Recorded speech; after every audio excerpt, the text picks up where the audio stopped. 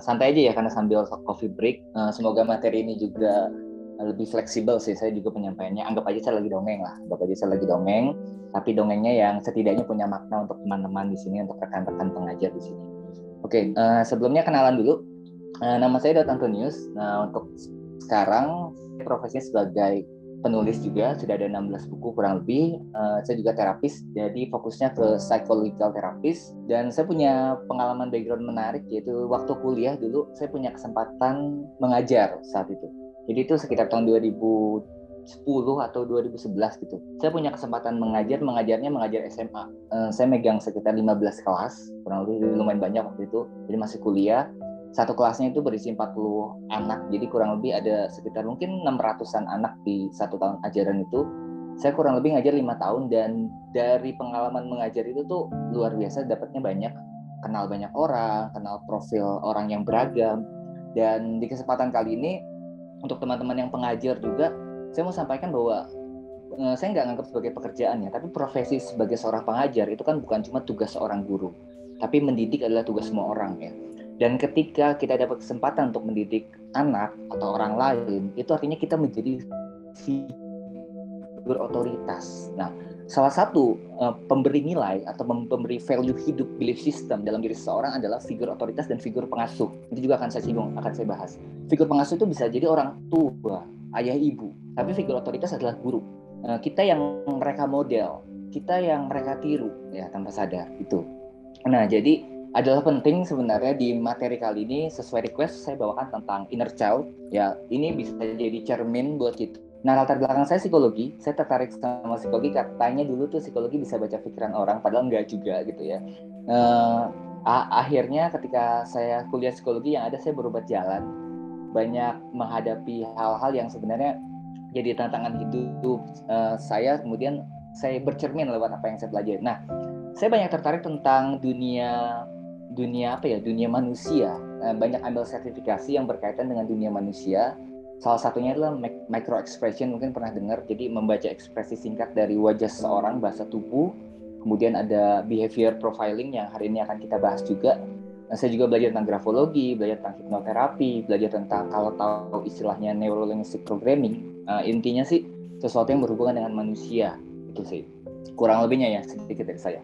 Jadi materi ini bukan alasan untuk kita membenarkan apapun yang terjadi di masa lalu, bukan juga alasan kita menyalahkan sosok yang mungkin pernah memperlakukan kita dengan tidak baik, dan yang penting bukan juga cara kita untuk kembali mengasihani diri sendiri, bukan. Tapi mengingat masa lalu artinya memproses setiap emosi yang mungkin tertinggal, yang sampai saat ini belum kita proses, kemudian menjadi dampak yang nggak baik ke depannya.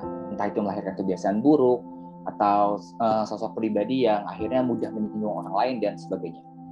Slide ini cuma pelengkap ya, nanti mungkin akan saya berikan bentuknya soft copy, jadi bisa dibaca ulang. Intinya sih, kalau dari materi yang disampaikan kali ini ya kan, kita ngomongin soal luka dulu. Luka yang dimaksud ini bukan luka fisik, tapi luka emosional dan juga luka psikologis, yang biasanya basicnya itu bisa diciptakan karena dua sebab, yaitu sebab diri sendiri dan juga sebab orang lain. Jadi bagaimana cara orang lain memperlakukan kita dan cara kita memperlakukan diri kita sendiri itu bisa menyebabkan luka.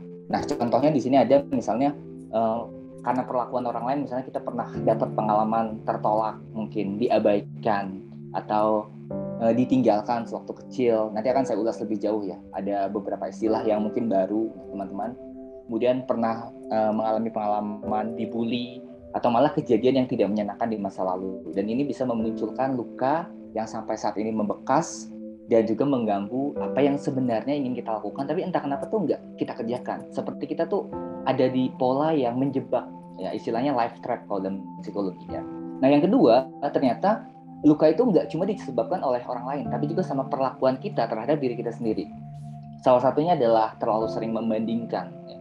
Mungkin keseringan lihat sosial media, saya nggak tahu kebiasaan-kebiasaan teman-teman apa, tapi harapan yang terlalu tinggi, atau misalnya kritik sama diri sendiri yang terlalu berlebihan, itu bisa menyebabkan luka yang kita ciptakan sama diri kita sendiri tanpa sadar gitu sih. Nah, kalau misalnya tidak diselesaikan atau tidak dituntaskan emosinya, saya bicara konteksnya umum ya, maksudnya lebih ke karena profesi saya sebagai seorang terapis, jadi banyak ini usianya jenis kelamin itu beragam, tapi rata-rata tuh masalah sama. Masalahnya adalah beban emosi yang tidak terungkap, tidak terekspresikan, dan akhirnya munculnya ketika dewasa, ketika sudah berkeluarga, ketika baru memiliki anak, itu mulai keluar lagi. Nah, ketika kita tidak menyelesaikan atau menuntaskan luka emosi dan psikologis kita, ada beberapa dampak. Yang pertama ada pikiran, ya jelas pikiran negatif itu yang muncul. Pikiran negatif yang muncul, misalnya kita mendakwa diri kita sendiri. Nah, itu biasanya berangkat atau berasal dari emosi yang masih tertinggal, atau nanti istilahnya namanya unfinished business. Kita masih punya sisa emosi yang kita pendam. Kan cara setiap dari kita merespon masalah dan tantangan itu kan beda-beda dalam hidup. Ya. Terus ada juga orang yang mengalihkan kalau punya masalah malah diabaikan. Nah, itu ada. Nah, beberapa cara yang kurang ideal dan tidak diekspresikan itu akhirnya membuat emosi kita menumpuk dan keluar di saat yang tidak terduga gitu. Nah, kalau misalnya muncul dalam pikiran negatif, kita jadi terdakwa dan yang mendakwa diri sendiri. Nah, itu pertama. Dan yang kedua, muncul menjadi emosi yang meledak dan tidak terduga. Kita kan jadi oversensitif ya. Oversensitif atau lebih mudah tersinggung, lebih mudah bersedih. Kenapa saya cepat nangis? Kenapa saya cepat kecewa? Ya mungkin ini tidak mengeneralisir semuanya ya, tapi mungkin saja ada urusan yang belum selesai yang perlu kita sadari ya. Perlu kita sadari. Karena hidup kita kan memang nggak sepenuhnya bisa baik-baik aja, dan nggak ada cara paling ideal untuk membuat kita tidak terluka, karena setiap harinya ada kemungkinan kita akan tersinggung lagi, kita akan kecewa lagi, dan nggak apa-apa, itu wajar. Semua emosi itu, apapun emosinya, walaupun kita kategorikan sebagai emosi positif dan negatif, semuanya baik. Nah, tapi bagaimana cara kita memaknai emosi nantinya, itu yang menjadikannya emosinya akan terkubur atau terekspresikan. Itu yang kedua ya, oversensitif dan berdampak pada sekitar. Nah, ini manajemen konflik. Jadi hubungan kita sama orang lain juga terdampak, karena kalau kita belum selesai dengan apapun yang kita rasakan, itu bisa jadi kita mudah menyinggung orang lain, mudah memicu konflik dengan orang sekitar. Itu sangat besar kemungkinannya seperti itu. Dan yang cukup ngetren, ya nggak ngetren juga sih, cukup banyak klien saya menghadapi adalah psikosomatis. Kebanyakan beban pikiran mereka, beban emosional mereka akhirnya termanifestasi keluarnya dalam bentuk fisik, sakit perut, nggak bisa ngomong depan umum, banyak hal-hal yang nggak enak di tubuhnya, karena kan tubuh, pikiran, emosi itu satu kesatuan. Kalau misalnya tubuh kita bermasalah, bisa jadi emosi kita juga bermasalah. Kalau misalnya tubuh kita ada yang salah, bisa jadi pikiran kita juga ada yang salah. Ini basicnya ya, dasar. Mungkin apa yang saya perkatakan sebagian teman-teman udah tahu dan pernah dengar, tapi tujuannya untuk bagian pertama ini kita mengingatkan kembali, review lagi. Oh iya ya, dulu saya pernah dengar dan mungkin saya lupa. Dan momen sekarang adalah momen dimana kita kembali menyadari bahwa ada hal atau ada emosi yang mungkin tertinggal dulunya, perlu kita selesaikan atau kita tuntaskan. Nah, ini sedikit, sebenarnya ini cukup banyak tapi saya rangkum ya. Jadi kalau misalnya profesinya sebagai seorang konselor, khususnya konselor psikologi, kita biasanya melihat permasalahan dari akarnya. Nah, beberapa akar permasalahan itu sebenarnya banyak, tapi saya kategorikan jadi yang paling sering saya temui ya. Jadi 8 poin ya kurang lebih. Ini 7 poin kurang lebih. Yang pertama, kebanyakan masalah di masa yang sekarang itu disebabkan oleh pengalaman buruk di masa lalu. Ya, trauma. Dari istilahnya trauma kan tuh luka, tapi lukanya bukan luka fisik, tadi saya bilang luka emosi ataupun luka psikologis. Sebenarnya trauma itu baik ya, teman-teman. Kalau misalnya beberapa yang berpikir trauma itu bisa baik, sebenarnya mekanisme otak kita membuat kita itu mengalami gini, kita tidak ingin mengulang hal buruk di masa lalu, di masa yang sekarang. Akhirnya kita membentuk benteng pertahanan. Bentengnya bisa berupa, kalau pernah dengar istilahnya fobia dikategorikan juga jadi 2. Ada fobia yang spesifik, yang biasanya berhubungan dengan sebuah objek, misalnya takut kucing, takut balon, atau takut sesuatu, atau fobia general yang berhubungan dengan event atau kejadian, situasi. Misalnya takut bicara di depan umum, takut tempat keramaian, takut tempat sempit. Kenapa itu bisa terjadi? Karena diri kita tidak ingin mengulang pengalaman yang tidak menyenangkan. Misalnya saya pernah punya klien fobia sama truk. Nah, ternyata kalau pas ditelusuri dalam konseling, dia pernah dapat pengalaman langsung melihat orang kecelakaan terlindas truk di depan matanya sendiri, ya, terlindas truk di depan matanya sendiri. Abis itu dimanapun kalau ada truk yang cukup besar, dia langsung mulai panik, mulai cemas dan mulai mual, ya, ada rasa nggak enak, mulai bebannya ke psikosomatis. Dan ternyata itu dihadirkan pikiran kita. Di pikirannya kita kan ada yang namanya amigdala, ya, jadi otak bawah sadar. Nah, ini biasanya menyimpan yang disebut sebagai emotional memory. Jadi bukan cuma memori, bukan cuma ingatan, tapi ingatan plus peristiwa emosional. Nah, ini yang biasanya menyebabkan kita bisa fobia atau kita bisa trauma akan sesuatu. Tujuannya sebenarnya baik. Tujuannya baik supaya kita tidak lagi mengalami hal yang buruk di masa lalu. Itu yang pertama. Nah, unfinished business ini yang saya tadi singgung, yaitu urusan yang belum selesai di masa lalu, kita pendam, kita tekan, sampai akhirnya muncul di saat tidak terduga. Biasanya adalah emosi, bentuknya kekesalan sama sosok yang kita nggak bisa ekspresikan. Misalnya sama orang tua, kita mungkin kesal sama orang tua karena berlaku tidak adil, tapi kita nggak bisa omongin saat itu. Akhirnya kita pendam. Ini jadi urusan yang belum selesai, ya. Dan salah satu cara untuk menyelesaikannya adalah mengungkap emosi tersebut, ya. Tapi kan beberapa masih agak sulit untuk ungkap dan segala macam. Tapi kalau poinnya pertamanya kita sadar dulu bahwa ada perasaan-perasaan, kekesalan saya, kesedihan saya, mungkin kemarahan saya yang akhirnya belum saya ungkap dan mengganggu diri saya saat itu. Itu yang kedua. Nah, untuk yang ketiga, namanya self punishment atau tindakan menghukum diri sendiri. Ini sering banget dilakukan tanpa sadar. Nah, ini biasanya muncul dari perilaku melukai diri sendiri. Kita bisa lihat diri sendiri atau orang sekitar. Biasanya menunda waktu istirahat, ya, jadi kerjanya berlebihan, menunda waktu makan. Kemudian ada yang suka mukulin diri sendiri karena kesal, mukul barang juga supaya memunculkan rasa sakit, dan kemudian rasa sakit itu tanpa sadar buat dirinya lebih nyaman. Nah, ternyata self punishment ini wujud dari ketidaknyamanan juga. Nah, beberapa perilaku ini perlu kita kenali. Apakah kita sering melakukan ini, pola berulang atau enggak? Nah, kalau pola itu berulang jadi habit, nah ini yang akhirnya perlu kita selesaikan itu. Internal konflik ini nanti akan kita fokuskan bahas di sini, bahwa manusia dalam tubuhnya kita, ya, Anda dan saya, teman-teman dan saya, dalam tubuh kita itu nggak hidup sendiri. Ada yang namanya sub kepribadian. Nanti kita ulas lebih jauh. Nah, internal konflik adalah beberapa sub kepribadian yang punya kepentingan masing-masing tapi saling bentrok. Ambil contoh simpel, misalnya mau bangun pagi hari, tapi satu sisi pengennya tidur, tapi satu sisi pengennya bangun karena ada tugas. Akhirnya konflik dan akhirnya ada ketidaknyamanan. Nah, itu internal konflik. Kalau yang pernah saya alami dulu kasusnya seorang istri, jadi dia baru meninggal oleh suaminya, ya. Suaminya jadi meninggal, habis itu udah cukup berumur, jadi yang bawa ke klinik waktu itu kebetulan anaknya emang udah seumuran saya, jadi ibunya pasti lebih tua lah, ya gitu. Nah, dia punya konflik terhadap dirinya sendiri. Dia cinta sama suaminya, sangat cinta bahkan. Dia cerita di sesi konflik, tapi ternyata suaminya itu selingkuh dan ketahuan sebelum meninggal. Akhirnya dia punya sisi benci, ya. Jadi ada dua sisi yang mencolok belakang. Nah, tapi sebelum mengungkap emosinya, sebelum bilang bahwa dia memaafkan, sebelum bilang bahwa dia menerima kejadiannya, suaminya terlanjur sakit dan meninggal dengan cepat saat itu. Akhirnya ada konflik dalam dirinya dan tubuhnya jadi nggak sehat, ya. Jadi banyak muncul gejala-gejala fisik, apalagi mengingat usianya juga udah tua. Nah, itu biasanya muncul karena 2 atau 3 kepribadian dalam diri kita. Yang satu pengennya apa, yang satu pengennya apa, dua-duanya sama-sama baik, tapi kemudian crash dan jadi konflik. Itu namanya internal konflik. Secondary gain, ini saya jelaskan sedikit. Ini adalah bentuk dari kebiasaan buruk yang sebenarnya tujuannya baik. Jadi apapun yang kita lakukan, entah itu bentuknya kebiasaan buruk ataupun hal baik, semuanya tujuannya baik. Misalnya, walaupun merokok nggak semuanya orang sebut itu kebiasaan buruk, ya, tapi contohnya saya ambil yang umum, merokok. Apakah merokok itu buruk? Mungkin kita anggap buruk, tapi pikiran kita menganggap itu baik.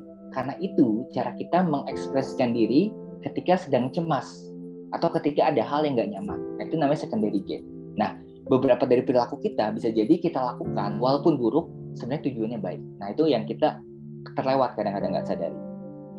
Identification dan imprint, ini juga dua hal ini akan kita bahas di materi yang lanjutan yang tentang inner child, bahwa beberapa dari nilai kita atau apa yang kita percayai itu ditanamkan tanpa kita sadar. Nah, mungkin di materi sebelumnya itu sudah dibahas, ya, tentang bagaimana orang tua mendidik kita, bagaimana guru mendidik kita, dan ternyata ada masa yang disebut sebagai periode imprint.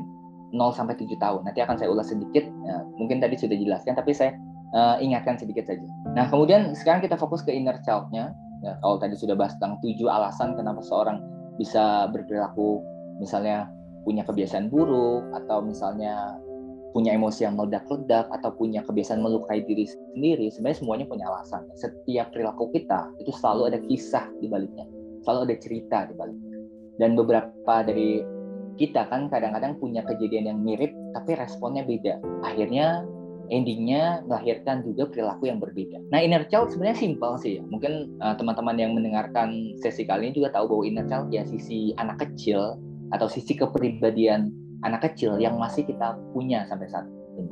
Nah, inner child ini ternyata menyimpan sekumpulan memori atau ingatan waktu kecil yang kadang-kadang bisa ke-trigger, bisa kembali muncul kalau misalnya ada sesuatu hal yang salah ya dalam diri kita. Dan biasanya dalam beberapa kasus sosok diri kita atau sosok kecil kita itu nggak ikut tumbuh bersama, nggak ikut dewasa bersama dengan kita. Jadi masih ada sisi kepribadian kecil kita di dalam diri kita itu. Nah, inner child sebenarnya juga nggak selalu buruk ya. Jadi kalau misalnya ada yang bilang, oh inner child kamu gini segala macam, tapi kalau saya menganggapnya itu nggak selalu buruk. Bahwa sisi seorang anak itu punya dua sisi selalu. Ya, sisi positifnya jelas. Anak kecil itu nggak mudah menyerah. Ya. Anak kecil itu juga biasanya itu mudah berbaikan kalau misalnya ada sesuatu hal yang salah. Jujur, spontan, dan banyak hal lainnya. Semangatnya tinggi. Dan ini masih bisa kita pakai. Sisi anak kecil ini membuat kita tuh mau belajar. Haus akan sebuah pelajaran, haus akan pengajaran, dan juga mau nyoba sesuatu hal yang mungkin orang-orang dewasa itu udah nggak mau coba lagi. Dan itu yang harusnya kita berdayakan dari sisi seorang anak. Nah, tapi yang jadi fokusnya adalah kalau misalnya kita punya sisi seorang anak, tapi yang terluka, inner child-nya terluka. Nah, biasanya ini akan mengganggu kita. Ya, mengganggu kita dalam artian kita berperilaku seperti tidak rasional, bukan seperti diri kita. Kita tuh seperti jadi ada sisi lain. Nah, ini mungkin muncul ketika inner child-nya tertrigger oleh sebuah peristiwa. Dalam beberapa kasus, kadang-kadang inner child itu muncul ketika kita jadi orang tua. Ini banyak banget ya kasusnya. Saya dapat klien di mana ketika seorang perempuan, khususnya ya, hamil dan menjadi ibu, kan ada istilah baby blues itu mulai muncul ketika dia peranannya itu berganti jadi dari seorang istri menjadi seorang ibu. Nah, inner child-nya mulai keluar, yang terlukai mulai keluar, mulai ingat dulu peristiwa waktu kecil, mulai ingat cara dia diperlakukan seperti apa, dan juga kadang-kadang ada kejadian yang mirip yang dialami, dan ini juga bisa jadi memunculkan inner child tadi. Nah, ini ya saya jelaskan fase pembentukannya. Jadi inner child ini sebenarnya sejalan dengan proses terbentuknya sebuah belief system atau apa yang kita percayai. Kan kita digerakkan sama apa yang kita percayai, bukan apa yang kita pikirkan saja. Jadi yang jauh lebih dalam itu belief system. Jadi apa yang kita anggap penting dan bernilai. Setiap orang itu punya belief system dan value hidup yang beda-beda. Ada orang yang menganggap bahwa keluarga yang paling utama, tapi itu nggak berlaku untuk semua orang. Ada yang menganggap bahwa ya keluarga. Bahkan teman saya mungkin lebih keluarga dari saya, dan itu nggak apa-apa, nggak ada yang salah sama itu. Ada yang menganggap bahwa uang atau pekerjaan itu penting. Ya mungkin ini value yang ditanamkan waktu dia kecil, atau dalam fase perkembangannya ini yang dia percaya, dan nggak ada yang salah sama semuanya itu. Nah, kita di sesi ini bukan momen dimana kita menilai value orang lain, bukan, tapi biarkan setiap orang dengan value-nya masing-masing. Yang kita pelajari, yang kita lihat adalah diri kita sendiri. Apa sih value saya nantinya? Nah, itu terbentuk dari 3 tahap. Yang pertama, imprint, yang tadi sudah saya singgung, 0 sampai 7 tahun. Biasanya dibagi jadi 2 ya, 3 tahun pertama dan 3 tahun selanjutnya. Kalau dalam psikologi perkembangan, banyak istilah yang disebut sebagai golden age atau 1000 hari pertama seorang anak, di mana seorang anak tuh menyerap informasinya plek-plek gitu. Ya, kalau dari ada satu teori tabula rasa bilang bahwa ya manusia itu kertas kosong. Sebenarnya enggak, ya itu teorinya pro kontra sih. Tapi katanya di fase imprint ini ya kita melukis apa yang mau kita lukis dalam diri seorang anak itu. Nah, yang paling penting di sini sebenarnya adalah sosok atau figur otoritas dan juga figur pengasuh. Ya. Nah, ini bisa jadi adalah yang tadi saya bilang guru termasuk di dalamnya, kemudian kakak adik termasuk di dalamnya, dan juga orang tua. Itu yang penting. Dan di momen ini saya ingatkan, bukan maksudnya untuk menghakimi, menilai, atau mengkritik pola pengasuhan orang tua kita, bukan.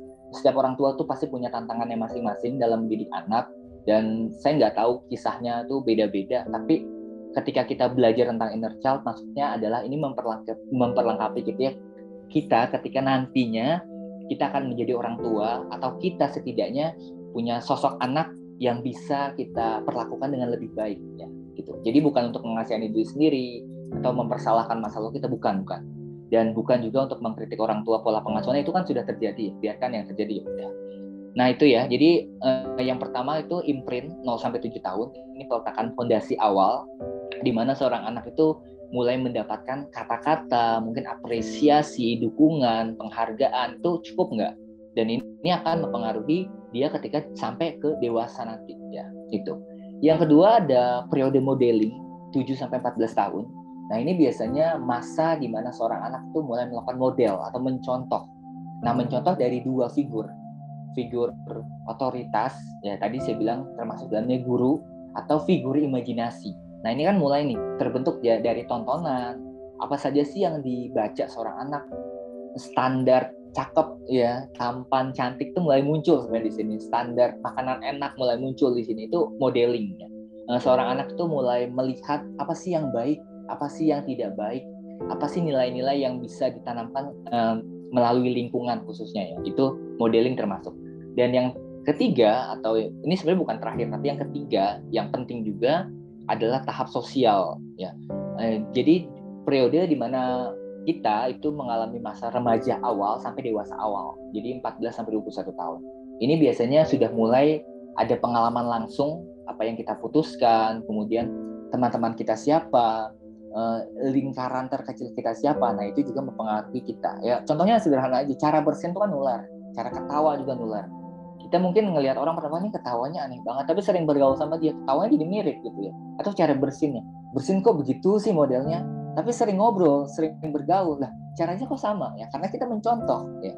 Karena ada proses sosialisasi, internalisasi.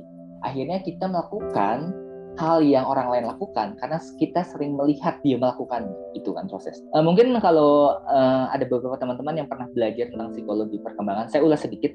Ada namanya tahapan perkembangan Erikson. Ini sangat-sangat jadi apa ya?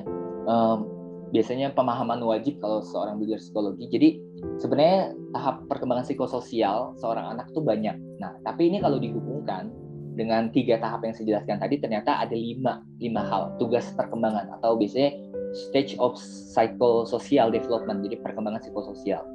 Nah, dalam tahap imprint itu melewati dua tahap, yaitu tahap trust mistrust, atau kondisi di mana seorang anak tuh seharusnya mendapat rasa aman.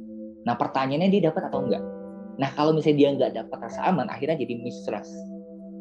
Ya, kalau dewasa kan ada trust issue, karena pernah dilukai akhirnya nggak mudah percaya. Nah ini juga bisa muncul dalam diri seorang anak, karena tidak dapat rasa aman akhirnya jadi mistrust.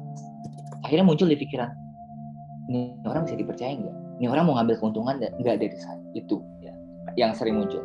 Atau yang kedua ya, fase autonomi ya, atau misalnya kalau tidak bisa dilewati otonominya, akan jadi anak yang malu, ragu-ragu. Nah ini biasanya ada tugas perkembangannya ya, untuk figur pengasuh itu memberikan kesempatan untuk eksplorasi atau enggak. Nah kalau enggak, biasanya seorang anak akan muncul jadi anak yang malu ketika diperhadapkan sama sesuatu hal yang baru, enggak deh gitu ya, sukanya ngumpet di pojokan. Nah bisa jadi ketika dalam fase psikososial ini tidak mendapatkan kesempatan untuk eksplorasi yang cukup ya, itu. Dan banyak, nanti juga ini akan saya berikan soft copy-nya untuk dibaca. Sebenarnya googling di internet juga banyak, cuma kadang-kadang kan kalau misalnya asal googling atau misalnya baca gitu aja kurang dapatkan pengertian yang tepat. Intinya kalau dalam fase imprint itu ada 3 hal yang dikembangkan ya. Jadi ada trust, kemudian otonomi, dan juga inisiatif. Nah kalau 3 hal ini tidak berkembang dengan baik, akhirnya ada 3 kepribadian lain yang muncul, mistrust, shame, atau rasa bersalah tadi ya. Dan ini juga muncul di fase-fase yang lain. Nah ini ya, kalau misalnya dalam fase perkembangannya seorang anak tidak mendapatkan tugas perkembangan yang sesuai, akhirnya muncul beberapa hal. Yang pertama, perasaan tidak percaya sama lingkungan, bahkan sama diri sendiri, sama orang terdekat, sampai dewasa muncul ya. Kemudian rasa malu dan ragu-ragu kalau misalnya memutuskan sesuatu, itu juga berkembang ternyata waktu kecil. Ada perasaan bersalah, kemudian ada perasaan rendah diri, dan yang terakhir yang berkembang di masa modeling dan juga masa sosial, adalah fase tentang kebingungan tentang identitas. Nah, ini biasanya dekat dengan istilahnya quarter life crisis. Kalau misalnya pernah dengar istilah quarter life crisis atau krisis parubaya, biasanya ternyata di fase ini ada kebingungan untuk menentukan jati diri. Mau jadi apa sih saya? Saya sebenarnya udah bingung nih, saya mau kemana? Nah, itu muncul juga di sini. Nah, selanjutnya itu modal pengertian, modal pengetahuannya. Nah, selanjutnya apa yang harus dilakukan? Nah, yang harus dilakukan sebenarnya adalah mengubah belief systemnya, mengubah apa yang jauh ke dalam diri kita. Dan sebelum mengubahnya, kita harus kenalan sama yang namanya ego personality. Bahwa kita dalam diri kita sendiri pun nggak hidup sendiri. Ada berbagai kepribadian yang saling berinteraksi satu sama lain. Ini kalau misalnya pernah dengar eksperimen, mungkin pernah dengar kisahnya. Ini kisahnya cukup menarik dan sering dibawakan juga mungkin di khotbah atau di seminar.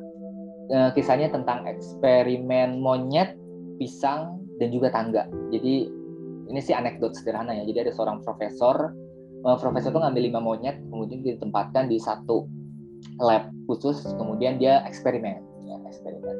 Nah, di lab itu, di satu ruangan itu dibuatkan kandang yang memungkinkan monyet itu untuk nggak kabur.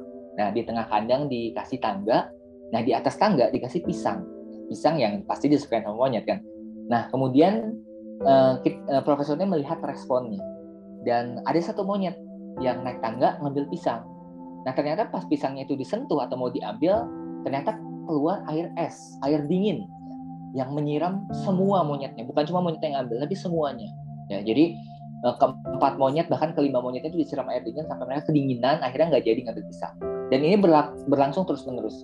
Ketika ada monyet yang mau ambil pisang, disiram air lagi. Ketika ada monyet yang mau ambil, disiram air lagi. Akhirnya mereka tahu dan mereka kapok. Nah, eksperimen ini berlanjut. Jadi profesor ini kemudian mengeluarkan monyetnya salah satu dan memasukkan monyet baru, monyet yang nggak tahu apa-apa. Kemudian monyet yang nggak tahu apa-apa ini manjat ngambil pisang, dan yang terjadi adalah belum disiram air tapi udah ditarik sama monyet yang lain dan dipukul. Dia nggak tahu apa-apa, tapi dia tahu bahwa itu salah, ngambil pisang itu salah, tapi dia nggak tahu bahwa ternyata ada air sebelumnya. Dan ini berlangsung terus-menerus sampai akhirnya 5 monyet yang sebelumnya disiram air tuh keluar. Dan ternyata 5 monyet yang ada, sekarang ada 5 monyet baru yang belum disiram air. Nah, ketika ada satu monyet tambahan masuk dan dia mau ngambil pisang, yang terjadi apa? 5 monyet yang sebenarnya nggak tahu apa-apa ini, nggak tahu tentang air itu, tetap narik monyet tersebut, kemudian dipukul supaya nggak naik dan ngambil pisang itu. Nah, kenapa ini bisa terjadi? Ya karena sistem kepala kita. Kalau misalnya kita tahu bahwa hal itu buruk, nggak akan kita lakukan. Hal itu dampaknya nggak baik, nggak akan kita lakukan. Nah, ini juga bekerja di hal yang disebut sebagai trauma kita. Kadang-kadang kita nggak tahu penyebabnya. Kenapa ya saya nggak mau lakuin ini? Kenapa ya saya takut? Kenapa ya saya cemas? Kita tuh belum tahu. Dan kadang-kadang penyebabnya udah hilang. Atau air es dalam hal ini itu udah nggak ada. Tapi kita masih percaya, ya. Kita masih menaruh ya kepercayaan bahwa ngambil pisang di tangga itu salah dan akibatnya akan buruk. Nah, itu yang terjadi sama diri kita tanpa sadar. Nah, ini ya. Jadi behavior itu letaknya kan paling atas. Di tengah ada yang disebut sebagai thinking system atau proses berpikir, persepsi kita ya, dalam memandang sesuatu. Dan ternyata persepsi kita itu ditentukan sama apa yang kita percayai. Dan ini lebih dalam, jauh lebih sulit mengubah kepercayaan seorang daripada apa yang dipikirkan. Biasanya kan mengubah pemikiran seorang ya lewat edukasi, lewat pengetahuan, lewat pengertian, bisa aja berubah. Iya, tapi nggak berubah juga perilakunya. Kenapa? Karena beliefnya nggak berubah. Nah, menyentuh belief ini yang kadang-kadang jadi PR. Nah, beberapa dari orang yang sulit berubah biasanya tahu, sadar, dan akhirnya ke profesional, ya, ke terapis, ke psikolog, ke psikiater. Kenapa? Karena yang disentuh harus belief systemnya. Nah, untuk mengubah belief system sebenarnya bisa dilakukan secara mandiri juga, nggak harus ke profesional. Caranya adalah dengan kita biasanya berhubungan dengan 4 hal. Jadi kalau diilustrasikan bahwa belief system itu ada di kubus paling bawah, kemudian behavior itu ada di kubus paling atas, ternyata ada sisi-sisi yang menopang. Yang sisinya itu disebut sebagai self-talk, kemudian ada state, ada perception, dan juga ada experience. Ya. Jadi self-talk itu bagaimana kita berkomunikasi dengan diri kita sendiri, itu menentukan belief system kita. Jadi setiap hari itu kita ngomong sama diri kita sendiri, komunikasi. Dan mengganti komunikasinya itu juga akan mengganti apa yang kita percaya. Ya. Simpel aja. Jadi apa sih perkataan yang paling sering kita omongin sama diri kita? Nah itu yang diganti. Skripnya, kata-katanya diganti. Itu. State, ya, ini juga bisa berarti mood, ya, mood kita. Jadi belajar mengelola mood, belajar mengelola emosi, itu juga belajar kita menggeser belief system kita. Nah ini dilakukan. Dan yang ketiga persepsi. Nah ini sudut pandang. Nah biasanya kalau saya ngomongin persepsi, saya biasanya kalau misalnya kalau mau memperkaya persepsi ya harus ketemu banyak orang. Kemudian pinjam sudut pandang orang tersebut. Jadi kita ngobrol sama orang dari yang latar belakangnya beragam ya. Kemudian kalau misalnya kita udah ngobrol sama orang, kita tahu oh ternyata ada pandangan lain, ada sudut pandang lain. Nah itu memperkaya persepsi kita. Dan yang terakhir experience atau pengalaman ya jelas lewat hal yang kita alami langsung. Jadi semakin banyak pengalaman kita, itu akan memungkinkan kita tidak hidup dalam kotak kita sendiri, tidak hidup dalam lingkaran kita sendiri itu. Nah, beberapa cara dalam mempengaruhi belief system.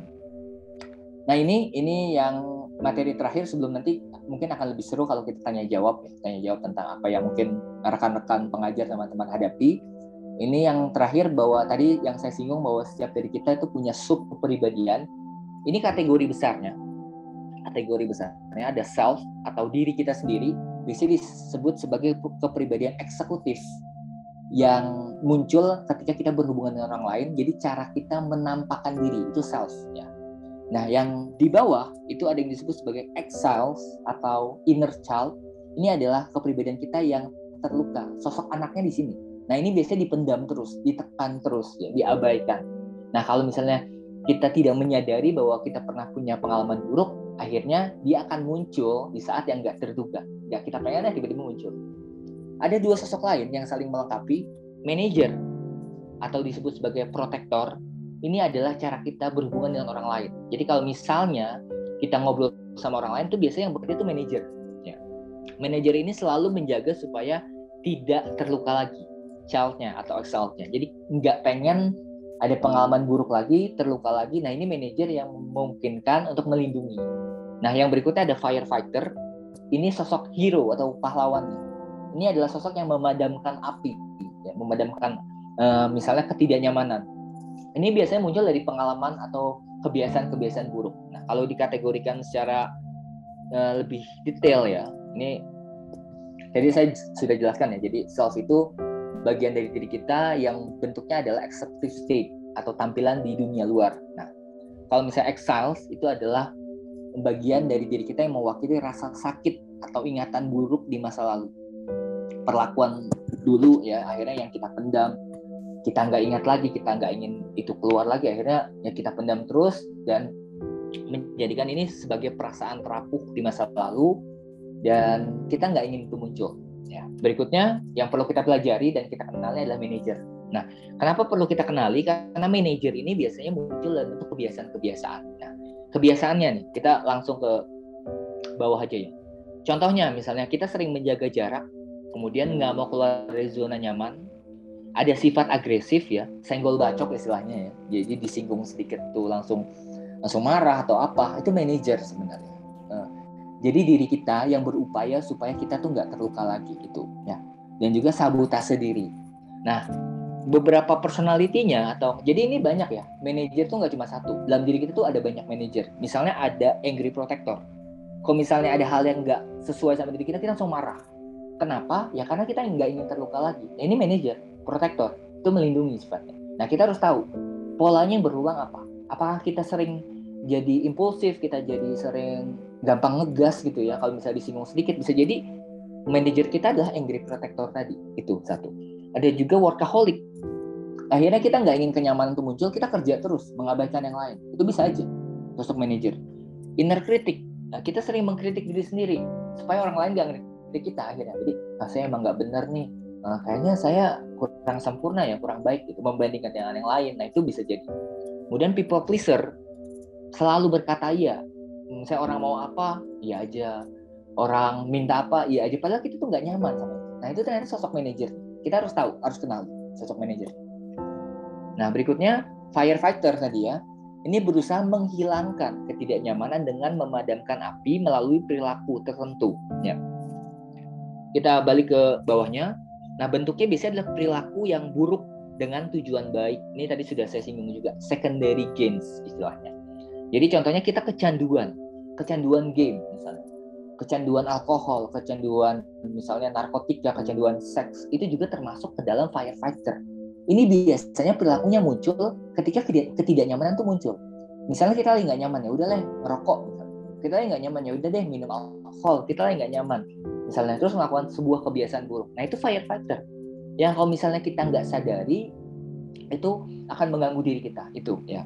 Dan berikutnya ada self harm atau tindakan kita melukai diri sendiri. Ya, misalnya lewat mukul diri sendiri, atau misalnya kalau saya sering kali dapat kasus misalnya melukai tangan dengan alat tajam, ya benda tajam, itu self harm. Itu juga bentuk dari diri sendiri yang meredakan biasanya ketidaknyamanan lewat perilaku tertentu itu. Dan ada juga isolator atau withdraw. Jadi kita menarik diri dari lingkungan kalau misalnya ada perasaan tidak nyaman gitu. Nah, itu dulu untuk materinya. Mungkin ada yang ingin tanya, soalnya nanti kalau terlalu banyak pertanyaan takutnya terpendam dulu ya. Oke, sudah ada pertanyaan nih, Pak Daud. Ya, boleh. Pertanyaan pertama, bagaimana cara memperbaiki sisi anak jika anak memiliki sisi lain karena masalah yang pernah dialaminya, sehingga anak tersebut tidak bisa terbuka dan tidak bisa percaya sama orang lain, menganggap manusia itu dia menganggap bahwa dia tidak punya keluarga dan punya trauma dihakimi. Anak tersebut memiliki masalah, dia mencari pelampiasan untuk menghilangkan apa yang dialami itu dengan melampiaskan kepada teman-temannya yang lain. Gitu. Langsung saya jawab ya. Kalau misalnya seorang mengalami trauma kemudian tidak terbuka, itu sangat-sangat wajar. Dan memang itu sih sewajarnya, kayak gimana ya?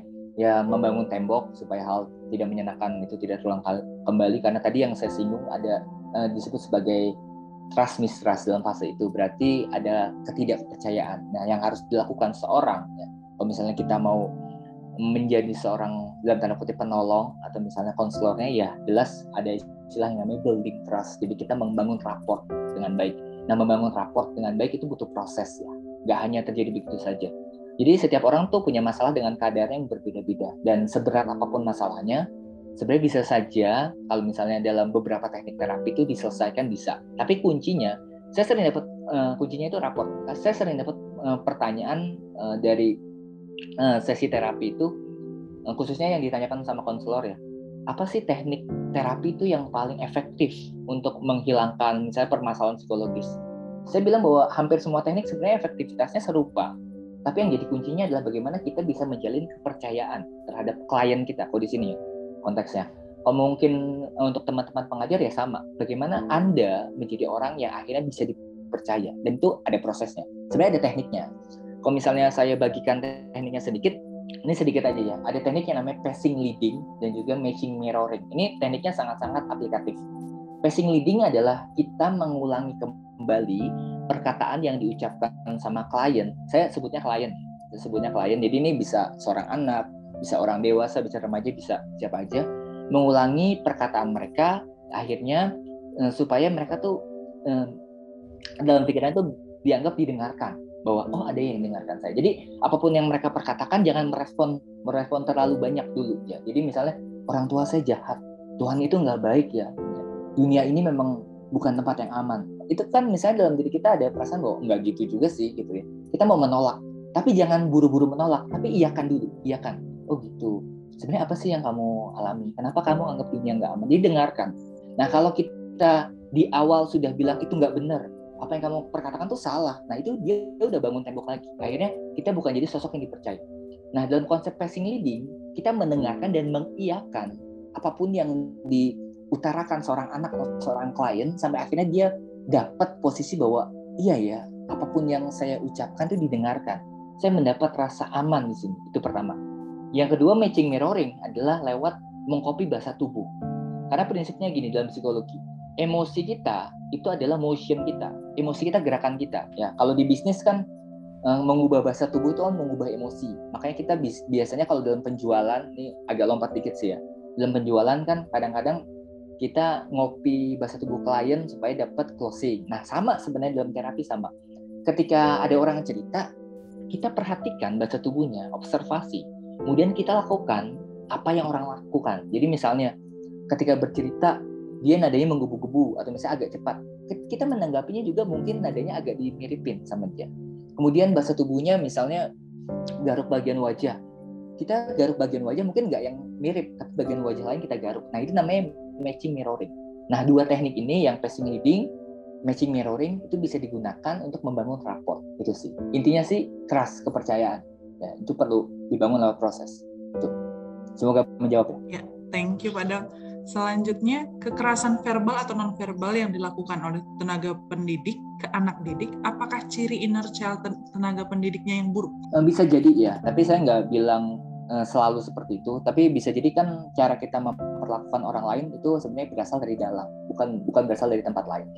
Jadi kadang-kadang ketika kita punya masalah sama diri kita sendiri, kita nggak nyari jalan keluar, tapi nyarinya jalan ke dalam. Bisa jadi itu ada masalah sama apa yang dulu cara dia diperlakukan. Karena kan kita selalu melakukan hal yang menurut kita paling benar, dan itu sebenarnya terwariskan saya bilang. Jadi walaupun kita nggak pengen, tapi itu diwariskan sama sosok pengasuh kita tadi, figur otoritas, figur pengasuh. Dan mungkin itu yang dia alami. Dulu dia pernah dapat kekerasan verbal atau kekerasan fisik malah ya. Dan menurut dia itu cara paling ampuh atau cara paling baik. Nah, kemudian solusinya gimana sih? Solusinya ya jelas, pertama dituntaskan dulu kejadian tersebut, diproses emosinya. Biasanya saya sebutnya beberapa langkah untuk memproses inner child. Pertama adalah menyadari ada hal yang salah. Kalau kita nggak menyadari ada hal yang salah, ya nggak bisa. Jadi harus berangkat sama diri sendiri. Yang kedua adalah kita merecall kejadian tersebut, tapi bukan untuk bernostalgia dengan kejadian itu, tapi bukan untuk kembali mengingat yang buruk, bukan, tapi untuk mengekspresikan emosi kita. Jadi apapun kemarahan kita, kekecewaan, kesedihan itu diekspresikan. Dan yang ketiga, biasanya kita menggeser makna atau istilahnya reframing. Jadi kita menggeser apa sih sebenarnya yang bisa saya ambil dari kejadian ini. Kejadian ini nggak sepenuhnya buruk ya. Karena kan prinsipnya kan semua kejadian itu netral. Yang membuatnya baik atau buruk kan respon kita. Jadi dalam konsep reframing nanti akhirnya kita memaknai kejadian. Nah itu sih yang setidaknya tips ya yang bisa dilakukan. Kedengarannya mudah, tapi ketika dilakukan itu sulit, butuh proses panjang. Seorang pendidik ataupun orang biasa lah yang mengalami trauma waktu kecil itu bisa jadi tuntasnya ketika tua atau dewasa itu bisa aja. Karena ya sulit sih, ada beberapa momen di mana kalau nggak ketemu orang yang tepat, nggak cerita ke orang yang tepat, nggak dapat teknik yang tepat, akhirnya ya udah tetap dikubur dalam. Boleh selanjutnya? Nah, iya baik. Dari Nia Selatan, Kak mau tanya bagaimana menghadapi anak yang suka sekali menjerit di kelas dengan kadar latar belakang keluarga yang broken home dan dia punya dunia sendiri. Saya nggak tahu kondisi anaknya ya, apakah mungkin ada kecenderungan untuk hiperaktif atau ADHD, saya nggak tahu ya. Jadi ini sebenarnya perlu di assessment lebih jauh ya. Jadi setiap anak kan unik dan berbeda, dan konsepnya gini, bahwa walaupun dalam satu kelas kita harus punya pola cara kita menanggapi, meresponnya itu bisa beda-beda ya. Karena kan setiap guru pasti tahu ya, setiap dari kita tuh punya modalitas visual, auditory, kinestetik ya, kemudian read write. Jadi nggak bisa semua orang tuh dipaksa untuk duduk tenang diam mendengarkan, tuh nggak bisa. Ada beberapa tipikal yang read write yang sukanya belajar sendiri, ada beberapa orang yang kinestetik ya sukanya ganggu orang lain gitu. Nah itu mungkin yang harus kita cari tahu. Mungkin saja salah satu anak itu punya kecenderungan perilaku atau cara belajarnya atau metode belajarnya harus disesuaikan dengan tipe anak tersebut gitu. Kalau saya sih waktu pengalaman saya mengajar dulu, saya lebih suka ngajarnya kebanyakan tuh outdoor. Kalau outdoor itu memungkinkan, kalau yang kinestetik ya mereka intinya sih mereka diberi tugas memungkinkan kinestetik untuk mengeksplor, tapi yang lainnya tetap bisa mendengarkan saya. Jadi kita bagi-bagi jadi kelompok kecil gitu sih. Terima kasih Pak. Lanjut dari Pak Antonius Karamoy. Sore Pak Daud, boleh tanya bagaimana untuk menghadapi orang yang selalu merasa dirinya benar? Kalau diberitahu suka ngeyel, merasa dia yang benar. Thank you. Oke, ini sebenarnya nanti akan saya bahas sedikit. Ada satu teori psikologi namanya life trap atau jebakan hidup. Mungkin kita akrab dengan istilah mental block atau misalnya limiting belief, sebenarnya sama. Jadi ada satu ciri dari life trap ada 11. Yang paling umum disebut sebagai abandonment, pernah punya pengalaman ditinggalkan mungkin karena perceraian atau sosok pentingnya hilang, akhirnya ada perilaku khusus yang muncul, ada juga mistrust yang tadi saya singgung, itu banyak ya 11. Nah, salah satunya di bagian paling bawah tuh ada yang namanya entitlement. Entitlement ini menganggap dirinya itu paling benar dan juga menganggap orang lain tuh harus menurut sama dia. Nah, ini biasanya kalau ditelusuri rujukannya itu berasal dari dia tuh selalu mendapatkan apa yang dia mau di masa lalu dan akhirnya membentuk perilaku yang seperti itu ya. Karena itu yang dianggap paling benar. Nah, gimana cara menanggapi orang seperti ini? Kalau saya biasanya bilangnya sebisa mungkin jaga jarak aman. Kalau misalnya memang tidak harus bersinggungan secara langsung, ya jaga jarak aman aja. Karena kita nggak akan bisa mengubah orang lain kalau orangnya nggak mau berubah. Intinya gitu kan. Jadi orangnya harus mau berubah. Tapi kalau misalnya kita selalu berperilaku sama orang tersebut atau selalu berinteraksi lah istilahnya, ya seperlunya aja. Kita cukup ya paham, oh ya memisahkan diri, jangan terlalu baper lah kalau udah tahu orang seperti itu. Dan kalau misalnya polanya kan sebenarnya life itu jebakan. Dia kan selalu mengulangi perilakunya sendiri sampai akhirnya dia sadar bahwa dia perlu berubah. Itu sih. Ya kalau saya sih kalau menghadapi orang seperti itu cuma satu ya, jaga jarak aman aja. Terima kasih. Lanjut ya Kak, dari Merauke. Luka bisa disebabkan oleh diri sendiri, misalnya mengkritik diri sendiri, membandingkan diri kita dengan orang lain, bahkan menimbulkan insecure. Apakah ketika kita merasa insecure itu berarti kita tidak bisa bersyukur? Atau mungkin ada dampak positif dari rasa insecure seperti membuat kita tahu apa kekurangan kita, sehingga kita bisa berubah jadi lebih baik lagi. Terima kasih Kak. Menarik ya. Ya, insecure itu perasaan nggak aman. Nah, beda sama self-exploration. Jadi sebenarnya insecure itu lebih banyak itu berasal dari ya sama ya, trauma masa lalu, kejadian tidak menyenangkan, terus cara kita mempersepsikan diri sendiri jadi kurang baik. Kalau dari konteks katanya insecure itu negatif memang. Nah, tapi kalau self exploration itu lebih positif.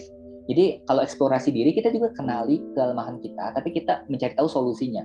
Nah, kalau insecure lebih kepada kita menghindari hal yang gak nyaman, menghindari hal yang mungkin membuat kita jadi dinilai orang lain, ya, membuat kita jadi pokoknya nggak aman lah. Gitu. Akhirnya kita hindari. Insecure konteksnya seperti itu. Tapi mungkin kata-katanya diganti jadi self exploration. Jadi saya mengenali apa sih potensi saya dan saya juga mengenali kelemahan saya atau hal yang perlu saya kembangkan gitu. Oke, kita next Kak. Ada pertanyaan juga yang sebenarnya hampir sama sih kalau menurut saya. Kak, jika seseorang dari kecil selalu dibully oleh teman-temannya sehingga sampai remaja menuju dewasa menjadi sangat insecure dengan dirinya sendiri. Padahal dia sudah mencoba berpikir positif tentang dirinya, tapi belum berhasil juga. Apakah menurut Kakak rasa insecure yang lebih condong ke inner child negatif tersebut akan dia rasakan sampai tua?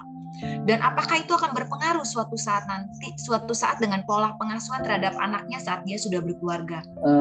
Kalau misalnya dari perilakunya yang dijelaskan itu namanya social exclusion atau pengasingan diri. Betul, biasanya pengalamannya karena dibully karena bisa jadi karena bentuk fisik, karena agama, karena status ekonomi, apapun penyebabnya.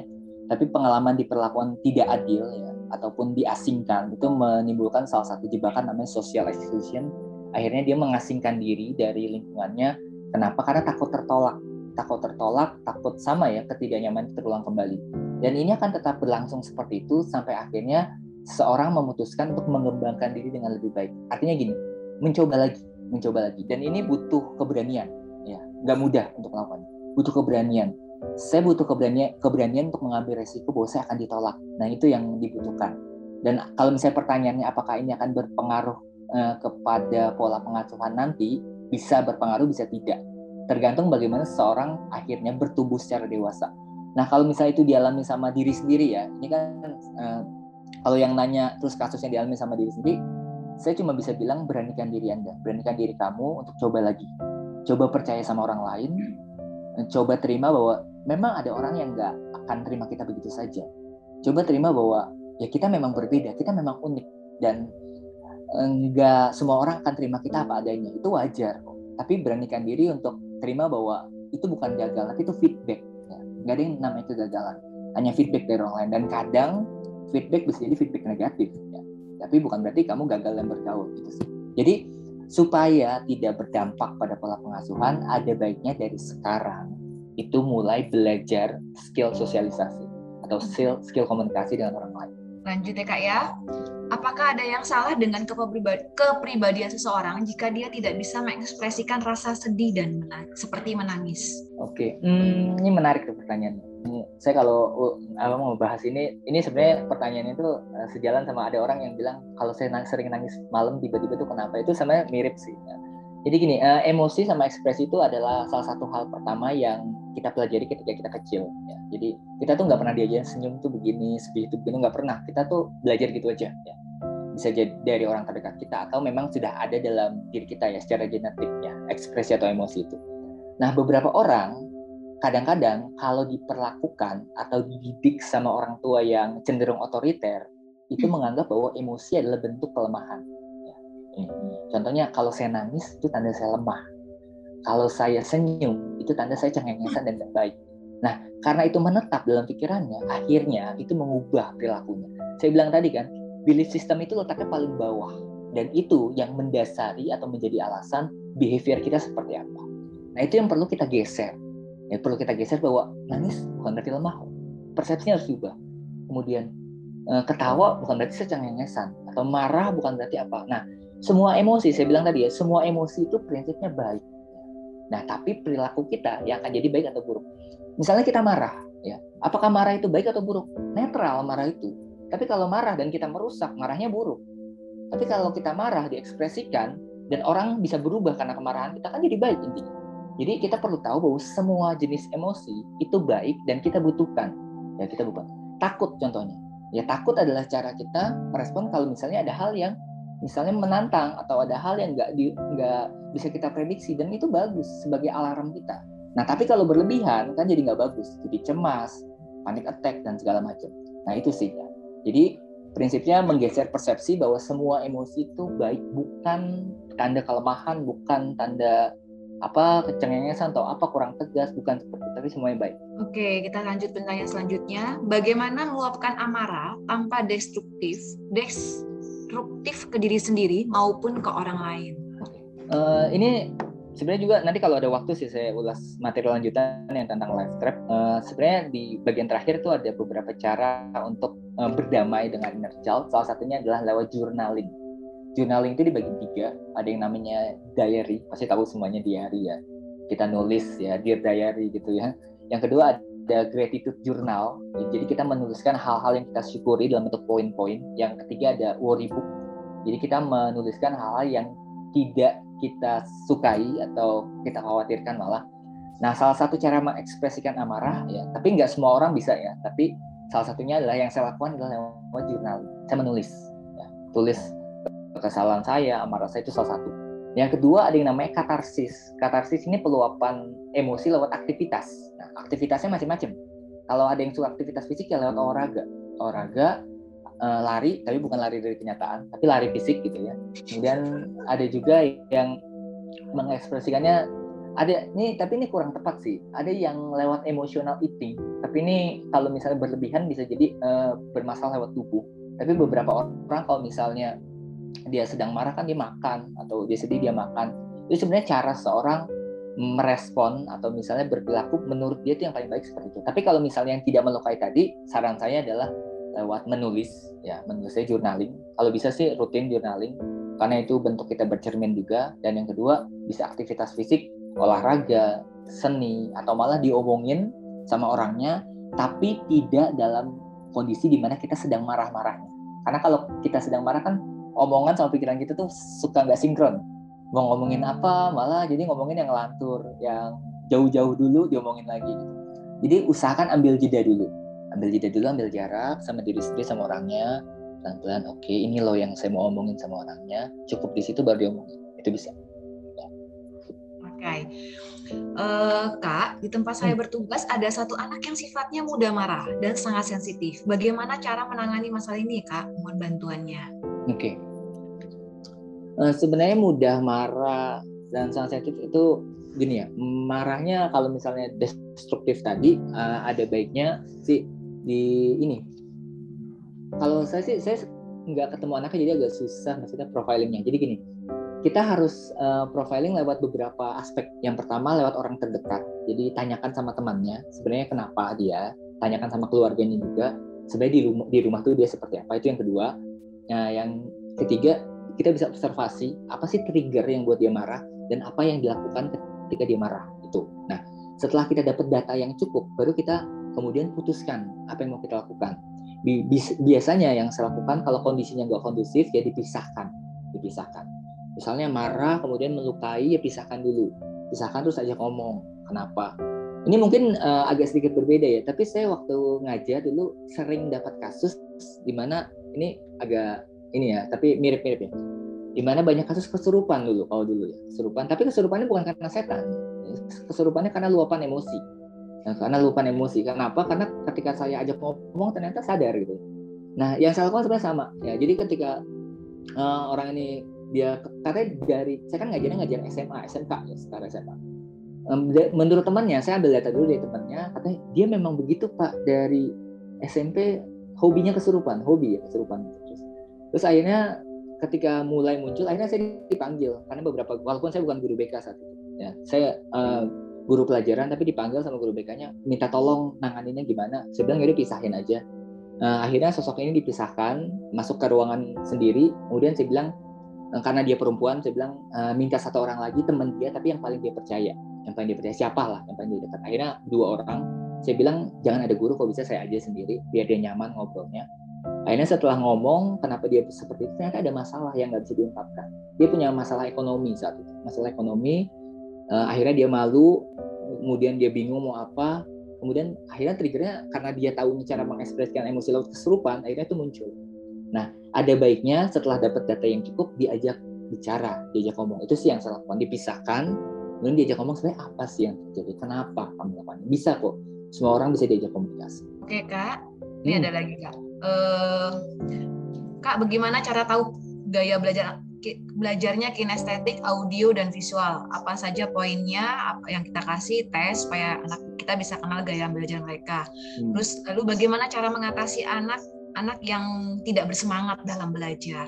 Kalau misalnya tes modalitas visual, auditory, kinesthetic, read, write itu biasanya ada kuesioner khusus ya. Jadi ada kuesionernya sendiri. Kalau mau nanti bisa saya berikan juga.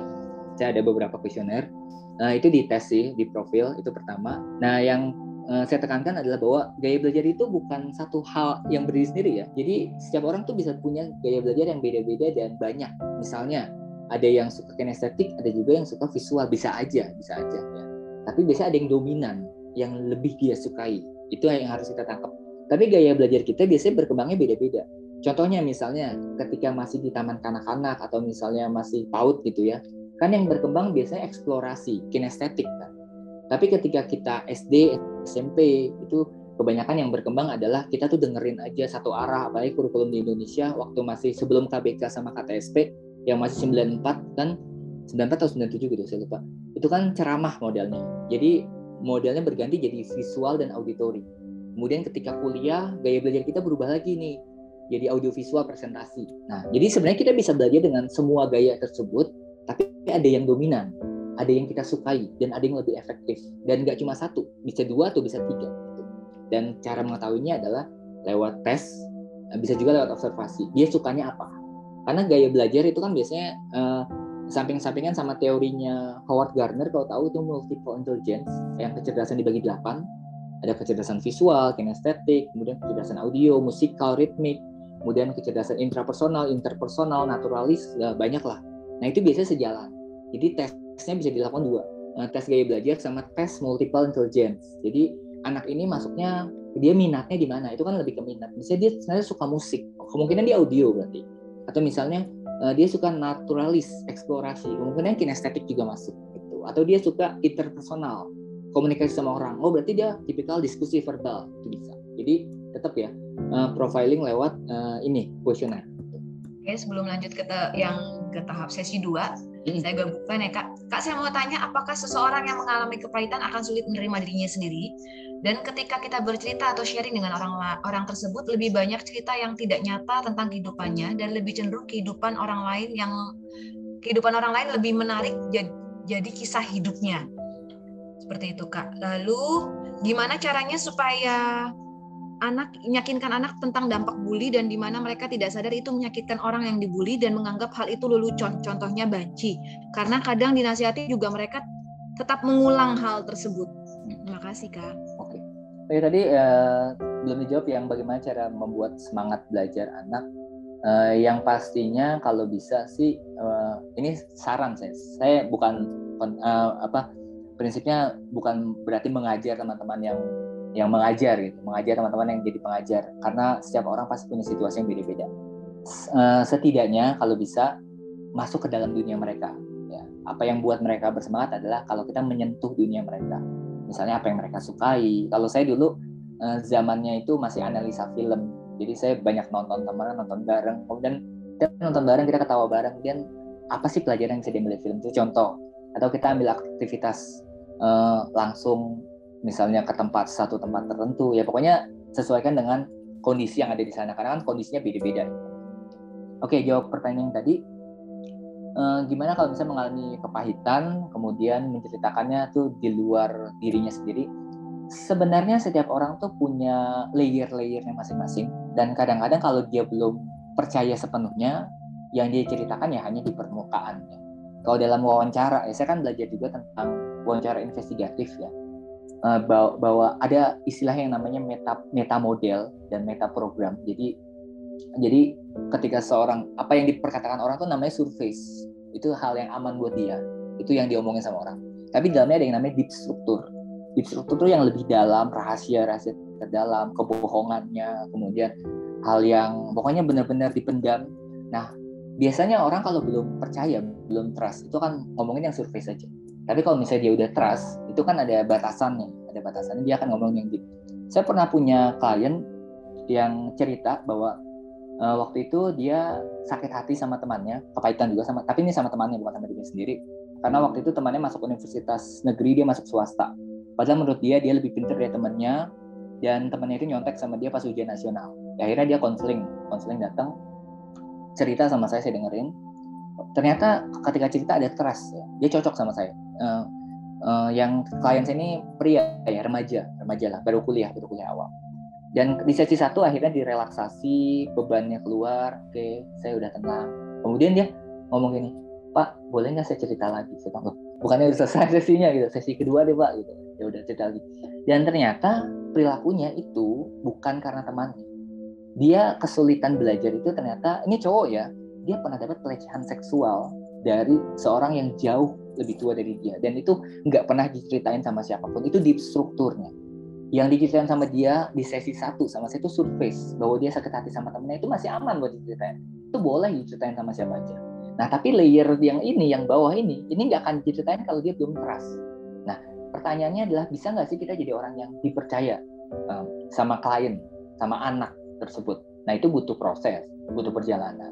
Dan kadang-kadang saya pun itu sangat-sangat menantang. Gimana yang ngambil selanya? Ini orang tertariknya sama apa, gimana? Nah, intinya klien saya itu akhirnya cerita bahwa sebelum ujian, beberapa bulan sebelumnya, ternyata dia diperkenalkan sama sosok wanita yang lebih tua dari dia. Akhirnya dia dapat pelecehan yang sampai saat ini belum pernah diceritakan sama siapapun. Pertama kali diceritakan sama saya. Dan setelah itu ya sama, ambil sesi kedua, dan sesinya berlanjut akhirnya. Dan masalahnya bukan sakit hati, tapi ternyata pelecehan fisik. Oh, yang ini, yang bully ya, saya belum jawab. Kalau yang bully gini, sebenarnya yang kita harus perlakukan itu bukan cuma pelaku. Saya sih nggak bilang pelaku bully itu pelaku sih, kadang-kadang. Kadang-kadang mereka nggak paham, mereka nggak punya understanding tentang perbedaan. Bahwa setiap orang tuh berbeda-beda, setiap orang itu punya dunia masing-masing. Itu kan kadang-kadang sulit dimunculkan sama diri seorang anak.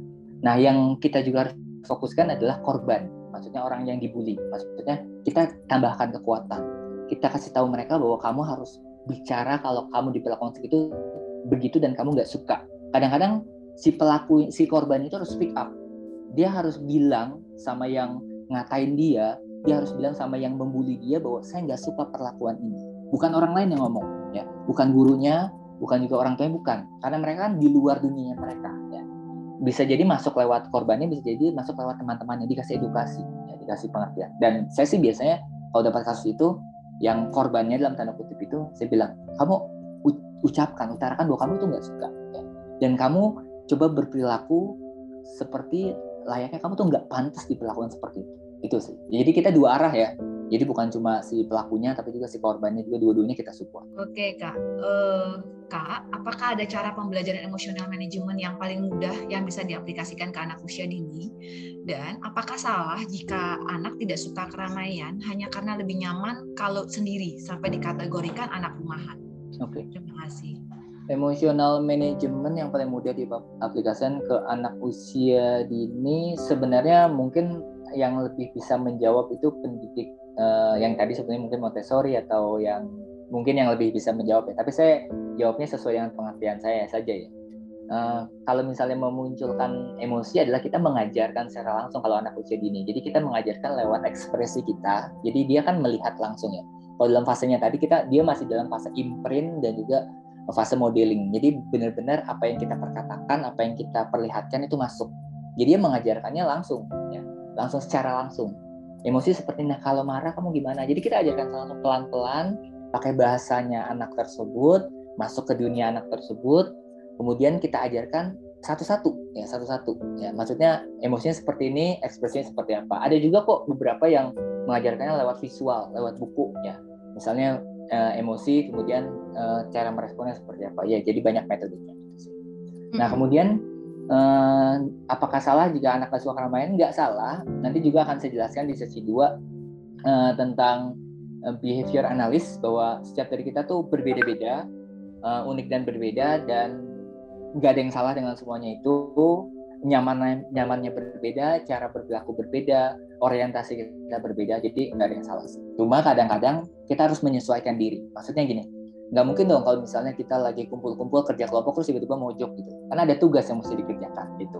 Atau misalnya lagi ada acara yang mengharuskan kita memang ngobrol dulu, ya setidaknya ada ya istilah yang namanya kita pakai topeng dulu lah, pakai topeng sosial. Nah itu yang kadang-kadang harus diajarkan. Oke, pertanyaan terakhir Kak, bagaimana kita merespon anak-anak yang setiap kali datang dia selalu menceritakan masalah keluarganya seperti bapaknya mabok atau judi, dan kebanyakan anak-anak itu masih usia dini. Bagaimana kami sebagai guru cara meresponnya? Oke. Sebenarnya tergantung perannya mau sebagai apa dulu. Kalau misalnya sebagai guru ya fokusnya di apa yang jadi tugasnya dulu. Misalnya mengajar, ya tuntaskan tugasnya. Misalnya anak itu butuh didengarkan, ya mungkin bisa ambil waktu khusus kalau memang mau mendengarkan.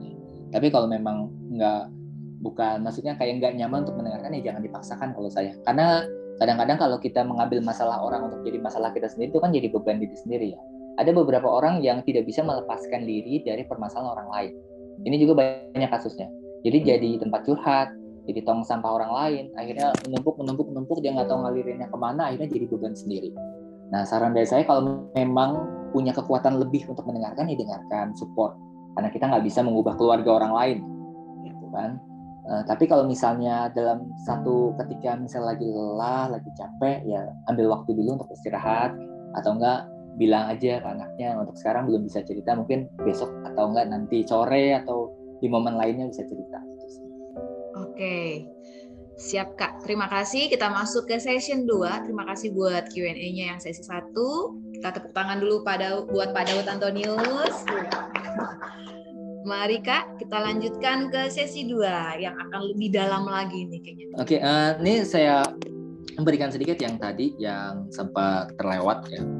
Itu tentang live trap. Sama nanti juga kalau misalnya butuh materinya, PDF atau PPT-nya akan saya berikan ya. Kalau misalnya tadi juga ada yang request tentang tes gaya belajar, boleh. Nanti saya carikan dulu tapi ya. Ini saya carikan. Mau saya lampirkan juga boleh ya.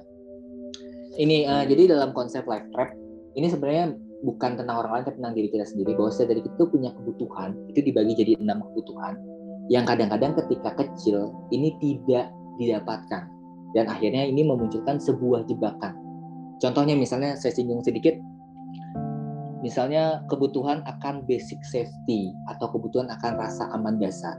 Nah, ketika ini tidak didapatkan, itu akan memunculkan 2 life trap, yaitu abandonment, jadi merasa kurang aman, kehilangan orang lain, merasa terbuang. Nah, peristiwanya biasanya yang tadi saya bilang, misalnya orang tua bercerai, misalnya orang tuanya single parents, atau misalnya ada saudara yang dekat kemudian meninggal dunia atau meninggalkan begitu saja. Nah, ini bisa memunculkan abandonment atau perilaku yang ketika dekat sama orang itu mengikat. Ya. Jadi kita tuh kalau misalnya dekat sama orang lebih ke, kalau misalnya hubungan posesif, kalau misalnya udah dekat sama orang, malah ada juga perilaku yang ketika misalnya ada orang dekat, kita malah ngambil jarak karena nggak mau ditinggalkan lagi, itu abandonment. Yang kedua, mistrust abuse. Ini perilakunya itu sering dibohongi waktu dalam fase perkembangan, pernah dilecehkan, kemudian membuat orang tuh jadi curiga, menganggap dunia ini jahat, membuat orang lain tuh memang hanya mau mengambil keuntungan dari saya. Itu biasanya perilakunya mistrust, ya, perilaku yang tidak mudah percaya. Nah, basic safety yang nantinya akan jadi fokus kalau misalnya menghadapi dua permasalahan atau life threat yang pertama.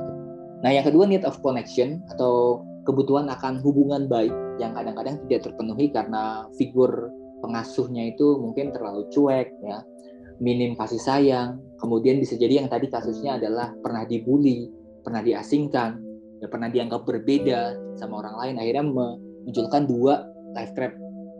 Emotional deprivation, merasa orang lain tuh nggak peduli sama dia, akhirnya mengasihani diri sendiri. Kemudian ini kan responnya dua, ya, ada orang yang mengasihani diri sendiri, mudah sedih, ada juga orang yang tadi yang ditanyakan tuh tidak mudah mengekspresikan diri, lebih ke cuek sama sekitar, kemudian mukanya muka datar, kemudian poker face ya istilahnya, jadi nggak mudah menampilkan emosi. Itu termasuk dari life trap emotional deprivation. Nah, berikutnya ada juga social exclusion yang tadi saya bahas, yaitu mengasingkan diri dari lingkungan karena dianggap berbeda. Nah, sama ya, dua hal ini yang tadi juga saya sebutkan bahwa butuh keberanian untuk kembali menjalin hubungan dengan dunia luar.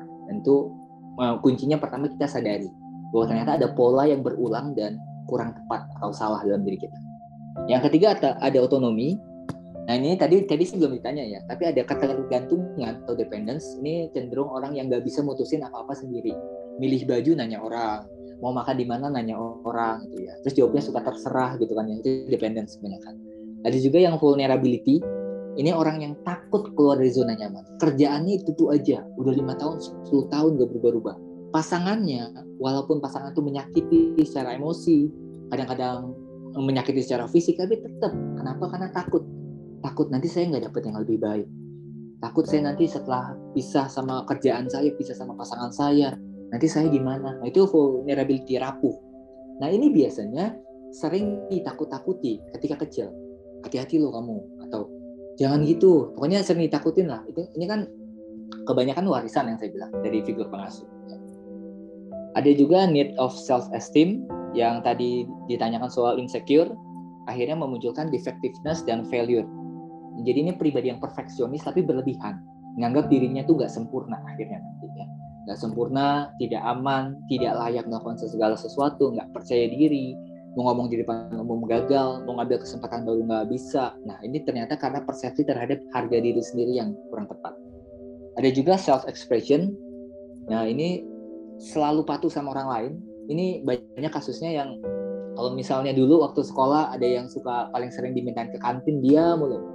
Orang semua nitip sama dia, itu subjugation, selalu patuh dan ingin menyenangkan orang lain. People pleaser yang tadi saya singgung, itu biasanya karena dapat tekanan dari orang terdekat, sering ditekan, sering dipaksa melakukan sesuatu hal yang dia nggak sukai, itu jadi subjugation.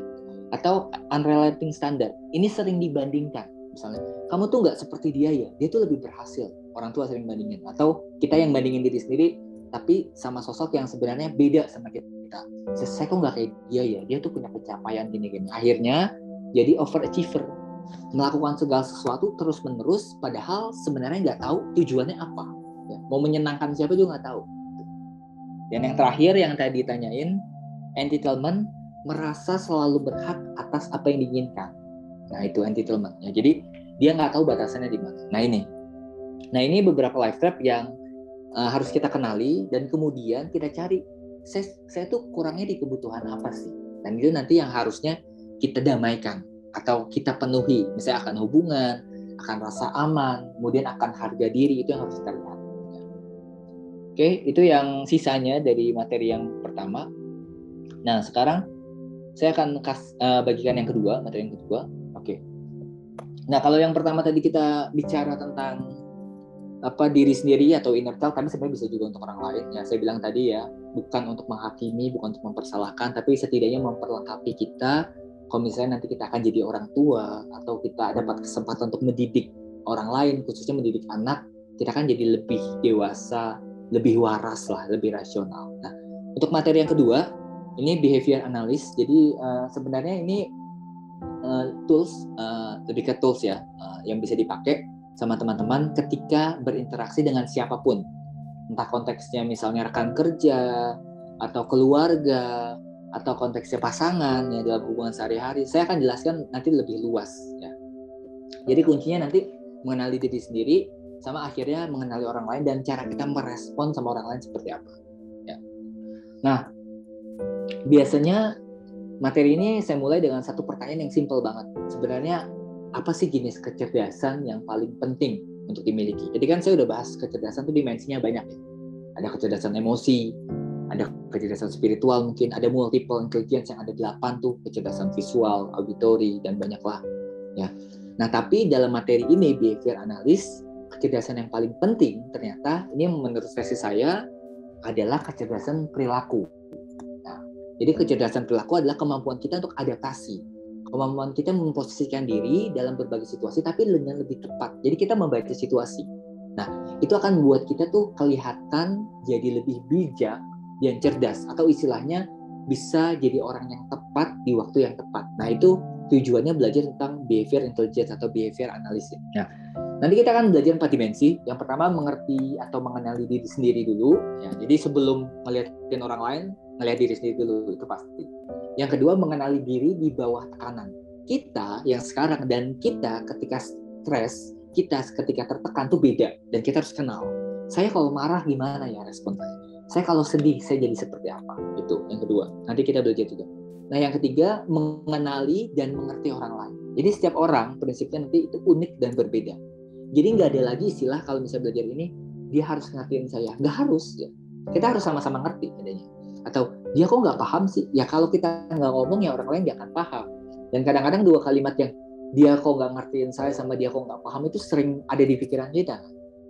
Padahal kalau kita nggak komunikasikan, orang lain tuh nggak bakal ngerti apa yang mau kita sampaikan atau apa yang kita maksud. Dan yang terakhir, kita menerima dan menyesuaikan diri dengan orang lain.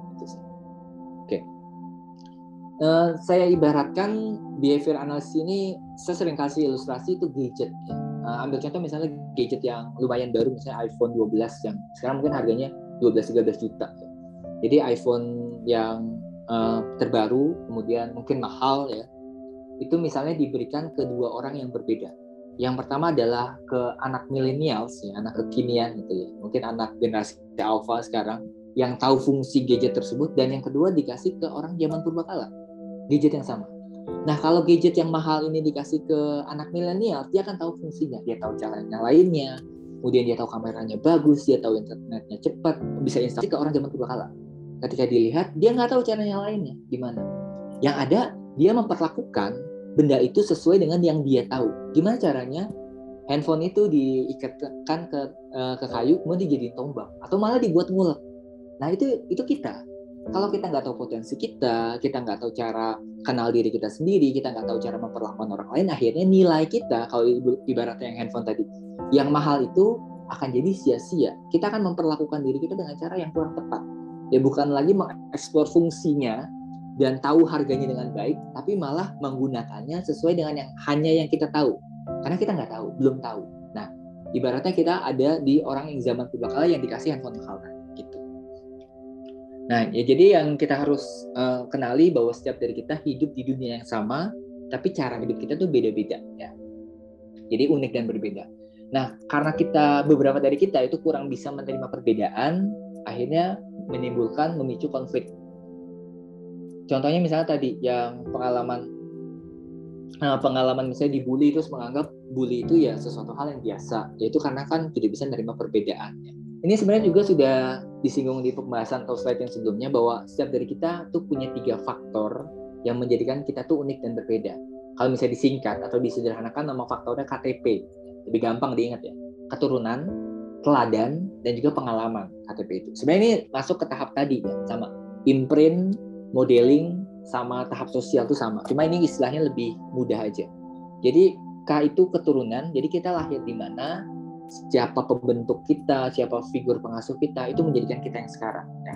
Kemudian P itu teladan, siapa saja orang-orang yang kita anggap penting siapa-siapa aja yang ada di dalam lingkaran terkecil kita, nah itu masuk ke dalam pembentuk kita juga. Dan yang terakhir, P adalah personal experience atau pengalaman. Nah ini yang menjadikan kita berbeda. Nah kalau dalam istilah HRD atau istilah yang lebih umum dalam dunia pekerjaan, biasanya seorang itu dipilih karena skill, tapi dipecat tuh karena kepribadian. Nah kalau misalnya disuruh milih, pasti banyak HRD yang bilang saya pengennya yang skillnya bagus tapi kepribadiannya bagus, tapi itu langka, sulit. Biasanya kita memilih antara skill dan kepribadian. Skill bisa dipelajari, kepribadian juga bisa dipelajari, dua-duanya bisa dipelajari. Dan hari ini sesinya kita belajarnya kepribadian. Dan memulai materi ini biasanya pertanyaan yang banyak muncul di kepala adalah apakah kepribadian manusia itu berubah-ubah? Jawabannya iya, berubah-ubah kalau kepribadian. Karena setiap dari kita itu selalu bermain peran, atau setiap dari kita tuh pakai topeng ya setiap harinya. Contohnya misalnya saya di rumah, saya di tempat kerja, saya ketemu teman-teman saya, itu kan bisa beda-beda perilaku saya. Kenapa? Karena saya selalu menyesuaikan dengan tuntutan, ya, tuntutan sosial. Kita biasanya menyesuaikan dengan gimana sih cara orang mau menganggap kita. Ya, jadi kita menyesuaikan dengan tantangan yang ada. Nah, kalau dijelaskan, kepribadian manusia itu ada 3 tingkatan, ya, sederhananya. Nah, yang paling atas kalau diibaratkan sebagai gunung es, yang paling atas ini adalah personality. Dari asal katanya persona, topeng. Ini adalah cara kita merespon tuntutan yang ada. Dan ini sangat mudah berganti. Topeng sosial kita tuh sangat mudah berganti. Misalnya, kita ketemu pasangan, beda. Terus tiba-tiba kita jadi pengajar, teman-teman. Beda lagi. Nah, ini yang bisa kita ganti terus ya. Ganti terus. Dan bisa kita pelajari, kita bentuk juga personality-nya. Kalau istilah entertainment kan ada personal stage, atau misalnya di dunia radio ada dia buat personality untuk didengar sama pendengar, itu bisa. Nah itu masuknya ke personality, topeng sosial yang memang setiap dari kita punya dan bisa kita ciptakan. Nah yang di bawahnya sedikit, ini adalah sifat bawaan atau temperamen. Nah kalau misalnya dihubungkan dengan materi yang sebelumnya, ini bisa jadi adalah tipe firefighter kita, atau tipe kita kalau misalnya ada hal yang tidak menyenangkan, ada hal yang kurang baik, kemudian kita meresponnya seperti apa, nah itu muncul. Nah ini sifat bawaan atau temperamen. Nah artinya temperamen adalah diri kita ketika dalam tekanan, ketika stres, ketika menantang, ketika lagi nggak punya duit, mungkin ya, ketika lagi lapar-laparnya, ini temperamennya muncul. Kadang-kadang kan kalau orang lagi lapar tuh beda, lagi kehausan, terus lagi krisis, nah ini temperamen muncul. Nah, makanya kan kalau kita pertama kali ketemu orang, kita kan nggak kelihatan, ini karakternya seperti apa ya. Tapi yang kita lihat adalah personality-nya. Oh, personality-nya bisa kelihatan. Nah, salah satu alasan seorang juga ini, walaupun di luar konteks ya, bisa jatuh cinta pada pandangan pertama itu karena personality. Karena bagaimana membawa diri, membawa topeng sosial itu sangat baik. Tapi ketika kenal lebih dalam, ternyata saya nggak secinta itu sama dia. Bisa jadi kan? Karena temperamen sama karakternya beda. Nah, yang paling bawah adalah karakter atau diri sendiri. Ini adalah kita ketika nggak ada orang. Kita ketika sedang ada sama orang yang paling kita percaya, karakternya baru muncul.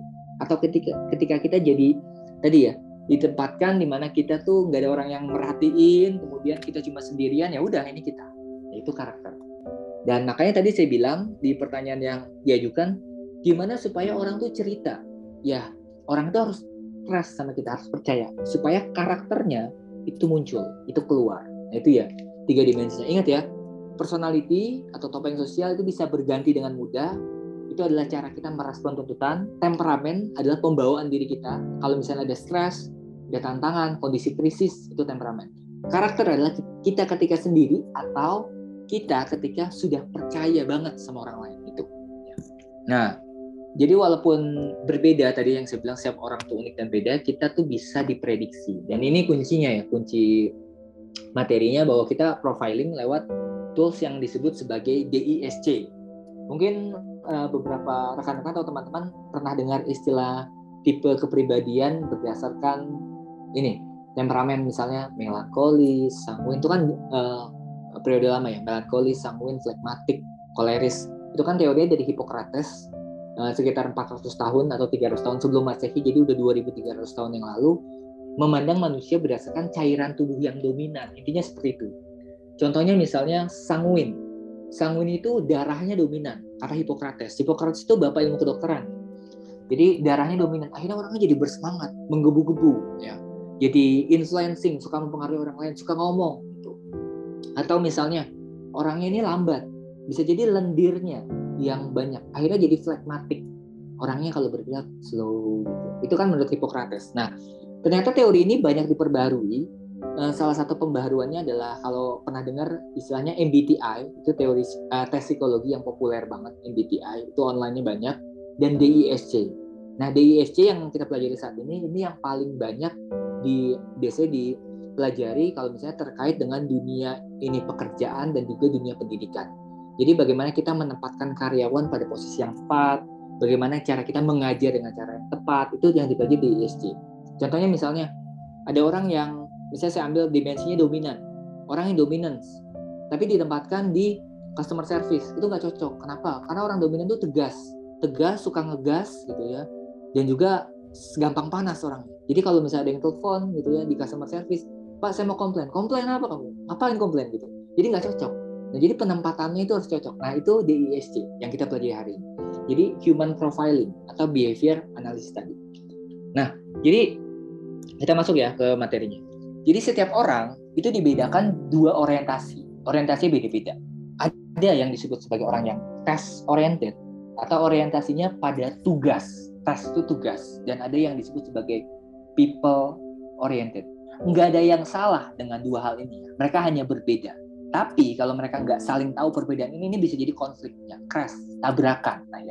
Nah, orang-orang yang task oriented itu sangat suka fokusnya adalah ke pekerjaan, hasil, sesuatu yang dikerjakan. Saya sering ngambil contoh misalnya rumah tangga.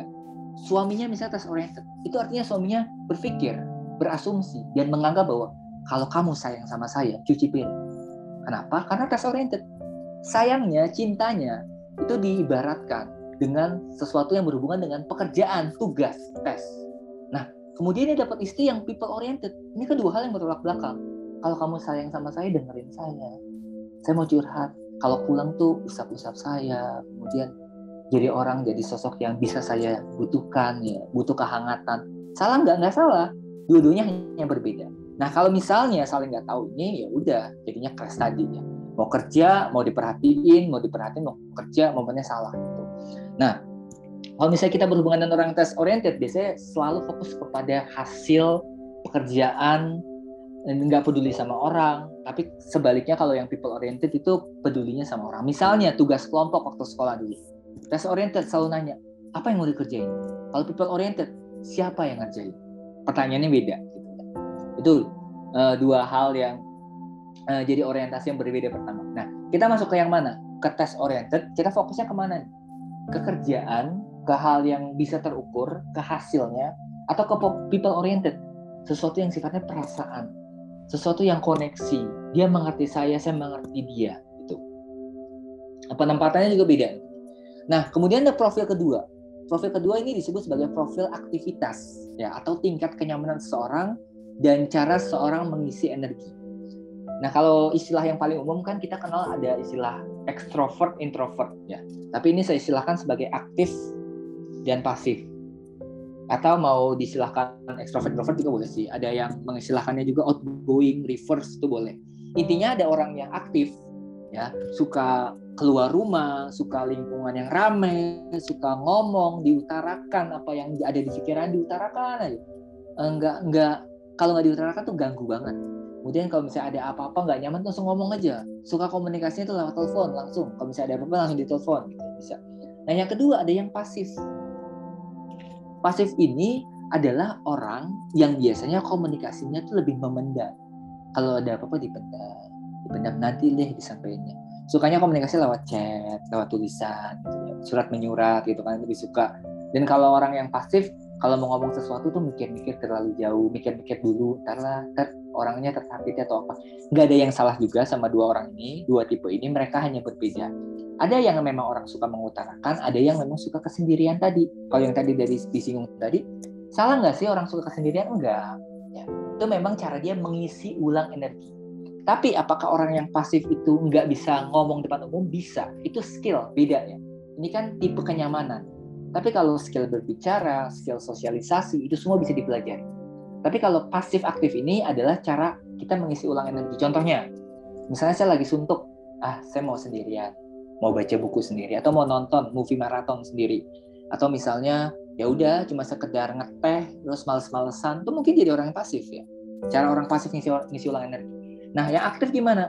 Kalau misalnya lagi capek, lagi pusing, ya jalan-jalan ke mall misalnya, atau enggak misalnya jalan-jalan ke alam terbuka, ketemu sama orang-orang yang bikin ramenya dia gitu. Ya jadi memang beda-beda dan nggak ada yang salah juga. Kita bisa belajar mengenali diri orang lain, dan yang utama mengenali diri kita sendiri. Kita masuk ke yang mana? Nah, kalau dikategorikan ya, ini kan profilnya. Tadi ya, ini ada yang aktif, pasif, kemudian task oriented, dan people oriented. Ya. Kalau misalnya kamu adalah orang yang task oriented, peduli sama tugas, dan aktif ya, vokal, suka ngomong, sukanya keramaian, itu masuk ke dalam tipe yang disebut sebagai dominance, atau orang yang direct, orang yang kalau ada apa-apa itu diomongin, orang yang biasanya to the point, orang yang biasanya kadang-kadang, bukan kadang-kadang sering, itu nggak peduli sama orang lain, tapi pedulinya ya sama tugas, pedulinya sama kerjaan. Nah, kalau punya atasan yang seperti ini, biasanya itu akan menantang. Maksudnya gimana? Karena dia nggak peduli waktu istirahat, nggak peduli jam berapapun, kalau misalnya ada kerjaan yang perlu disampaikan, itu langsung disampaikan. Ini dominance. Sering menimbulkan gesekan ya, tapi dominance positif juga sebagai pemimpin yang murni. Dia suka mengarahkan dan arahannya biasa jelas ya. Tujuannya itu biasa digerakkan sama tujuan dan tanggung jawab yang besar. Suka banget sama perubahan. Kenapa kita butuh orang-orang dominan? Karena orang-orang dominan adalah orang yang bisa menembus zona nyaman, bisa membuat inovasi. Entrepreneur itu muncul dari orang-orang yang dominan. Ya. Para pendidik juga banyak muncul dari orang dominan. Bahkan revolusioner, bahkan termasuk orang-orang yang pembuat kemerdekaan kita, ini saya jauh banget ya. Itu adalah kebanyakan orang-orang yang dominan, menggerakkan, memotivasi, itu dominance termasuk dalam. Nah, dominance sering banget kalau komunikasi itu ngomongnya langsung to the point dan ngomongnya apa, ada apa, langsung aja. Dan kalau misalnya berdasarkan risetnya dari peoplekiss.com, ada sekitar 3% populasi di seluruh dunia itu dominance murni. Jadi orang yang memang langsung dominance gitu, murni, yang paling kepribadian paling banyak. Kita ke yang kedua, ada yang aktif, suka ngomong tapi peduli orang. Bukan tugas, tapi peduli sama orang. Masuknya ke I atau influence. Ya, kalau misalnya dalam tipikal kepribadian Hippocrates, sanguin nih masuknya. Jadi orang yang influence adalah orang-orang yang kalau misalnya ngerjain sesuatu itu biasanya sering banget mengerjakan karena nggak enakan. Itu influence ya. Suka keramaian, suka berhubungan yang sangat baik dengan orang. Jadi hubungan di atas segalanya. Ya. Dan nggak ada yang salah juga sama ini. Dan dia sering banget menanyakan siapa, ya, siapa orangnya, siapa yang kerja sama saya, siapa yang nanya. Orang tua saya, khususnya papa saya, itu termasuk pribadi yang influence. Jadi waktu itu pernah ada kejadian, saya lagi nyari bangku buat kantor, tapi saya nggak mau beli yang baru, mau beli yang second lah, yang bangku yang masih bagus tapi bekas. Kan di daerah Jakarta ada satu tempat di mana jual barang-barang kantor second tapi masih bagus. Nah, akhirnya karena saya kan tipe kalau orang yang sulit nawar, jadi kalau dikasih harga ya udah gitu. Tapi saya akhirnya sama papa saya, karena papa saya bisa nawar harga yang lebih murah lah gitu. Akhirnya kita berdua pergi nyari hunting bangku itu. Kemudian di beberapa penjual itu ngasih harga yang mirip, serupa. Nah, sampai akhirnya tiba di satu penjual yang ngajak ngobrol asik banget sama papa saya saat itu, dan papa saya itu banyak dipuji. Oh, bapak nih orangnya gini ya, dipuji dinaik-naikin, beli di situ. Kenapa? Karena influence itu suka koneksi, suka hubungan.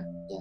Jadi kalau kamu beli karena penjualnya baik, bisa jadi kamu adalah termasuk orang yang influence. Nah, jadi kita lihat nanti tipe kita yang mana. Nah, ke bawahnya tadi ya populasinya influence itu termasuk 11% kalau di seluruh dunia orang yang murni influence. Kenapa? Karena kita butuh sosok peramai suasana, sosok penyemangat, sosok yang mempengaruhi orang, ya influencer termasuk kan. Walaupun nggak semua influencer tipe influence itu ya. Intinya kata-katanya yang bisa menggerakkan termasuk juga influencer. Yang bawah ada yang people oriented, peduli sama orang, tapi pasif, tapi diem, dipendam. Masuknya ke steady namanya. Kalau dalam tipe kepribadian Hippocrates masuknya ke phlegmatic ya. Tapi kalau ini kan di ISC masuknya ke steadiness. Steadiness adalah orang yang stabil, nggak suka perubahan, nggak suka keluar dari zona nyaman, maunya aman. Dan ternyata ini populasinya paling besar, yaitu 69% dari populasi adalah orang-orang yang steady, orang-orang yang mengejar kenyamanan dan keamanan. Kenapa? Ya karena dia digerakkan sama hal hidup yang gitu-gitu aja. Ya nggak apa-apa sih, nggak salah ya. Jadi memang setiap dari kita kan motivasinya beda-beda. Sering nanya tentang gimana sih, itu steady. Nah, steady kalau misalnya beli barang itu biasanya beli karena rasa kasihan, itu banyak steady. Kemudian biasanya kalau steady itu cenderung pasif, cenderung ya udahlah, dan suka sama kelompok-kelompok loyalitas, kayak kalau udah masuk ke dalam satu kelompok yang mengikat kelompok itu terus nggak keluar dari kelompoknya, itu steady, itu ya. Yang sebelahnya ada yang pasif tapi pedulinya sama kerjaan. Populasinya sekitar 17%. Masuknya ke orang yang disebut sebagai compliance, atau orang-orang yang perfeksionis, kemudian pengejar prestasi juga, suka kesempurnaan, suka mengkritik ya, khususnya mengkritik diri sendiri, itu termasuk compliance ya. Dan kalau misalnya ngobrol atau komunikasi sering nanya tentang kenapa harus gini, stepnya harus jelas gitu. Proses. Jadi kalau saya ibaratkan misalnya beli barang, dominans itu suka banget sama keuntungan ya, suka benefit. Kalau saya beli sekarang diskonnya berapa, kalau saya beli ini buy one get one, tuh dominans digerakkan. Influence suka sama koneksi, kalau orangnya cocok sama saya beli. Steadiness suka sama rasa kasihan gitu. Jadi kalau misalnya orangnya mungkin yang jual kasihan gitu, dibeli juga gitu. Nah, compliance itu suka meriset. Contohnya beli handphone iPhone atau handphone apalah itu, atau beli yang gampang lah, beli pulpen aja gitu. Sebelum beli dia ngeriset, lihat review di YouTube banyak gitu ya. Pas sudah datang ke tokonya, dia lebih ahli dari penjual kadang-kadang. Itu compliance. Kenapa? Karena melakukan risetnya terlalu dalam. Nah, beda-beda semua orang. DISC ini beda-beda. Setiap dari kita nggak cuma punya satu aja, bisa punya kombinasi dari hal tersebut. Tapi biasanya yang kita tunjukkan yang sering adalah 1 atau 2 tipe kepribadian. Gitu. Ini ya tadi ya, yang sudah saya jelaskan. DISC populasinya ada 3%, yang D seluruhnya ada 11%, yang I, S ada 69%, dan C 17%. Nah, mereka semua tuh punya ketakutan terdalam. Contohnya, orang yang dominan itu takut dimanfaatkan dan takut hilang kontrol. Makanya dia ingin selalu ada dalam kontrol, ingin mengendalikan, direct akhirnya, ingin mengendalikan. Nah, sementara I, kenapa dia ingin menyenangkan semua orang, jadi orang yang rame ya, jadi orang pembuat pesta istilahnya, karena dia takut ditolak dan diabaikan. Nanti ini bisa dihubungkan sama life threat juga, sama inner child. Masa lalu kita bisa membentuk pola kepribadian kita. Itu sangat bisa, sangat memungkinkan. Yang S takut kehilangan rasa aman, kemudian yang C takut dikritik tidak sempurna. Gitu. Nah, kita ambil contoh kasus. Ya. Contoh misalnya tes profil ketika ngantri. Apa yang dilakukan orang D kalau misalnya ngantri? Orang D kalau misalnya ngantri terus diserobot, ya dipotong antriannya sama siapapun orangnya, entah anak kecil, entah orang dewasa, kakek sekalipun, intinya dia akan protes. Itu D. Kenapa? Karena nggak sesuai. Karena D itu pengen sesuatu yang cepat, karena direct, kemudian nggak mau kehilangan kendali, nggak mau dimanfaatkan. Ingat tadi ya, akhirnya kalau misalnya ada yang dirobot ketika ngantri, dia akan protes dan akan nyuruh orang itu ke paling belakang. Gede banget. Kalau yang I gimana? Kalau yang I, kalau misalnya ada yang robot antriannya, ada yang motong antriannya, dia malah ajak ngobrol. Kenapa Pak? Butuh cepet-cepet ya? Butuh buru-buru? Emang dari mana? Diajak ngobrol malah jadi teman. I itu bisa menjalin keakraban dengan banyak orang dan bisa dapat teman dimanapun. Itu kelebihannya I. Kemudian kalau misalnya orang S, steady, biasanya kalau di antrian, kemudian dipotong antriannya, dia akan lihat dulu orang. Udah deh, kalau misalnya itu lebih memilih mengalah. Itu S banget. Ya, S, dia menghindari konflik, nggak mau ada pertikaian, pencinta damai, akhirnya ya udah deh. Nah, sementara yang C atau compliance, itu orang kan perfeksionis, perhitungan. Bahkan sering, makanya kan cirinya sering pakai GPS, sering ngitung sesuatu, cocok banget jadi financial planner ya, itu C banget. Biasanya ngitung, ini kalau saya dipotong antriannya, saya akan telat atau rugi 30 menit. Kalau misalnya dia suruh ke belakang, saya pokoknya ngitung-ngitung. Akhirnya dari pertimbangan ngitung itu, akhirnya bisa jadi dia protes atau bisa jadi dia nggak protes. Itu compliance banget. Kalau lift, ngantri di lift, orang D karena dia direct dan dominan, dia akan mencet tombol lift, mencet lagi, dan pencet terus. Padahal liftnya nggak ngaruh kecepatan, tapi dia pencet terus, berharap liftnya makin cepat. Nah kalau orang I di lift biasanya akan senyum sama orang. Senyum, kalau orangnya balas senyum, diajak ngobrol. Ya. Kalau bisa sih dapat teman dimanapun. Sementara orang S ya, atau steady tadi, kalau dia masuk lift dia akan tugasnya adalah nahanin tombol lift. Siapa yang suka nahanin tombol lift, kemudian nyuruh orang lain masuk liftnya penuh, dia yang keluar. Itu steady banget, ngalah. Sementara orang yang compliant, kalau di lift biasanya suka ngitung berat badan orang. Misalnya kan di lift tuh suka ada tulisan 1.200 kilo full gitu ya.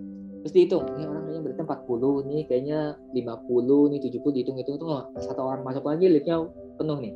Satu orang masuk alarmnya bunyi, seneng karena liftnya penuh. Karena hitungannya tepat, itu compliance Pak. Nah itu. Nah rapat juga, B biasanya cocoknya itu jadi koordinator, dominance banget, bisa mengarahkan. Sementara I cocoknya jadi humas kayak gitu ya, bagian komunikasi. Yang saya bilang tadi kalau pekerjaan customer service itu cocoknya influence karena bisa mengkomunikasikan dengan baik. Steady juga bagus ya. Sementara kalau orang yang dominance jadi customer service ya nggak bagus juga ya, karena bisa jadi orang yang komplain malah dibentak-bentak gitu. Setiap dari kita perlu dari 4 sisi kepribadian ini ya. Ini contoh panah atau arah bagaimana kepribadian itu makin tinggi, kita akan makin memicu konflik. Tapi kalau kepribadian makin rendah juga makin gak bagus. Ini juga nanti slide-nya bisa saya lampirkan atau saya sisipkan. Ini kita skip dulu. Nanti kita fokus ke pertanyaannya saja. Nah ini, hubungan sosial dan hubungan kerja. Jadi ini penting ya, karena interaksinya gimana. Contohnya D ketemu D. Misalnya teman-teman Anda orang yang dominans, ketemu orang yang dominans. Dalam hubungan sosial tuh mudah. Karena motivasinya sama digerakkan. Tapi dalam hubungan kerja tuh butuh hati-hati. Karena salah sedikit crash ya. Gimana kalau D dan I, dominan sama influence? Hubungan sosial mudah. Kenapa? Karena sama-sama aktif, sama-sama terbuka. Tapi dalam hubungan kerja juga hati-hati. Kenapa? Karena I biasanya itu iya aja. Sementara D itu mau yang cepat. Jadi I kerjaan ini, iya kerjaan ini, iya. Akhirnya pas ditanya kerjaan gimana nggak beres juga. Ini jadi hati-hati. Nah jadi ini pola-polanya ya. Pola-pola interaksi mereka C dan C. Nah biasanya ini sangat-sangat dipengaruhi sama tadi. Task oriented nggak, people oriented nggak, atau aktif dan pasif atau nggak seseorang. Nah, kemudian yang jadi toolsnya atau jadi practical toolsnya adalah gimana cara kita membaca, ya dalam tanda kutip, kepribadian seorang secara langsung. Tapi ini bukan berarti label yang saya tekankan. Ini bukan berarti melabel yang melekat. Kemudian kalau orang D pasti begitu, enggak. Ini sangat-sangat situasional. Jadi sangat-sangat berhubungan dengan situasi dia saat itu atau saat ini. Jadi apa sih yang sedang dia rasakan saat ini? Nah, itu yang jadi nantinya yang kita observasi. Yang pertama jelas perhatikan penampilan. Yang kedua ajak ngobrol orangnya. Yang ketiga amati apa sih yang nyaman bagi dia. Ini nanti juga bisa ya. Bisa saya kasih slide-nya. Dan yang keempat observasi, dan yang kelima informasi dari pihak lainnya. Nah, ini ya. Jadi ini pertanyaan yang kita ajukan kalau misalnya kita komunikasi sama orang. Fokusnya kemana sih orang? Ini tugas atau orang lain? Dia task oriented atau people oriented? Nanti kita cek. Kemudian gesturnya tenang atau nggak sabaran. Kalau tenang, kemungkinan dia pasif. Kalau nggak sabaran, kemungkinan dia aktif. Suaranya gimana? Kencang dan tegas, aktif, atau tenang dan rendah, itu pasif. Ya. Lebih suka membuat pertanyaan atau pernyataan. Kalau pertanyaan berarti kan termasuk yang pasif tadi. Kalau pernyataan, dominance, influence termasuk juga. Ya, jadi nanti ini yang kita fokuskan, ya kita lihat. Ini ada ISC, D aktivitasnya aktif, jangan lupa. Kemudian orientasinya sama tugas, kecepatan sangat cepat, perilakunya agresif sama hasil, ya, butuh hasil yang cepat. Kemudian I aktif, orientasinya orang, peduli sama orang, people oriented, jangan lupa. Dan kecepatannya juga sangat cepat. Nah, perilakunya agresif, tapi agresifnya bicara, nagih mulu, ya. Ngomongnya banyak. Nah ini dari cara bergaul yang paling unggul tetap influence, steady, ini urutan-urutannya ya. Itu bisa kita pelajari. Nah ternyata yang DISC ini kalau dihubungkan sama yang tadi yang saya bahas di live trap, ternyata mereka semua itu punya jebakan hidup. Contohnya orang yang dominance ini kebanyakan ya berdasarkan pengalaman saya, berdasarkan literatur yang saya baca juga, kebanyakan orang dominans kepribadian itu muncul karena dia punya pengalaman mistrust, punya pengalaman entitlement. Entitlement itu penuntut ya, yang tadi ya, selalu merasa apa yang dia butuhkan, apa yang dia perlu, pendapatnya itu paling benar, itu entitlement. Biasanya diperlakukan dengan cara difasilitasi banget sama orang tua atau dimanjanya ekstra, itu bisa memunculkan entitlement. Atau malah sebaliknya, dia memang lahir dari seorang single parent yang mandiri, sangat mandiri, sampai akhirnya merasa bahwa apa yang dia lakukan itu paling benar, nggak ada perbandingan lain, itu entitlement. Mistrust tadi ya, yang pernah punya pengalaman dimanfaatkan, dibohongi, akhirnya nggak mudah percaya sama orang. Unrelenting standard itu standarnya tidak masuk akal, biasanya sering dibandingkan misalnya kamu nggak seperti anak tetangga gitu ya, atau kamu tuh nggak seperti kakak kamu, ya gitulah akhirnya. Dan sering dibilang kalau kamu anak papa, kamu harus ranking atau apa, itu juga bisa memunculkan unrelenting standard. Orang tua yang memaksakan impiannya untuk dikejar sama anak, nah itu.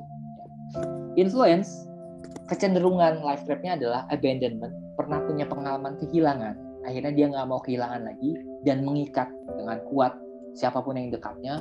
Emotional deprivation, ada kecenderungan bahwa kurang dapat ekspresi emosi yang cukup, dan dependence, ketergantungan ya.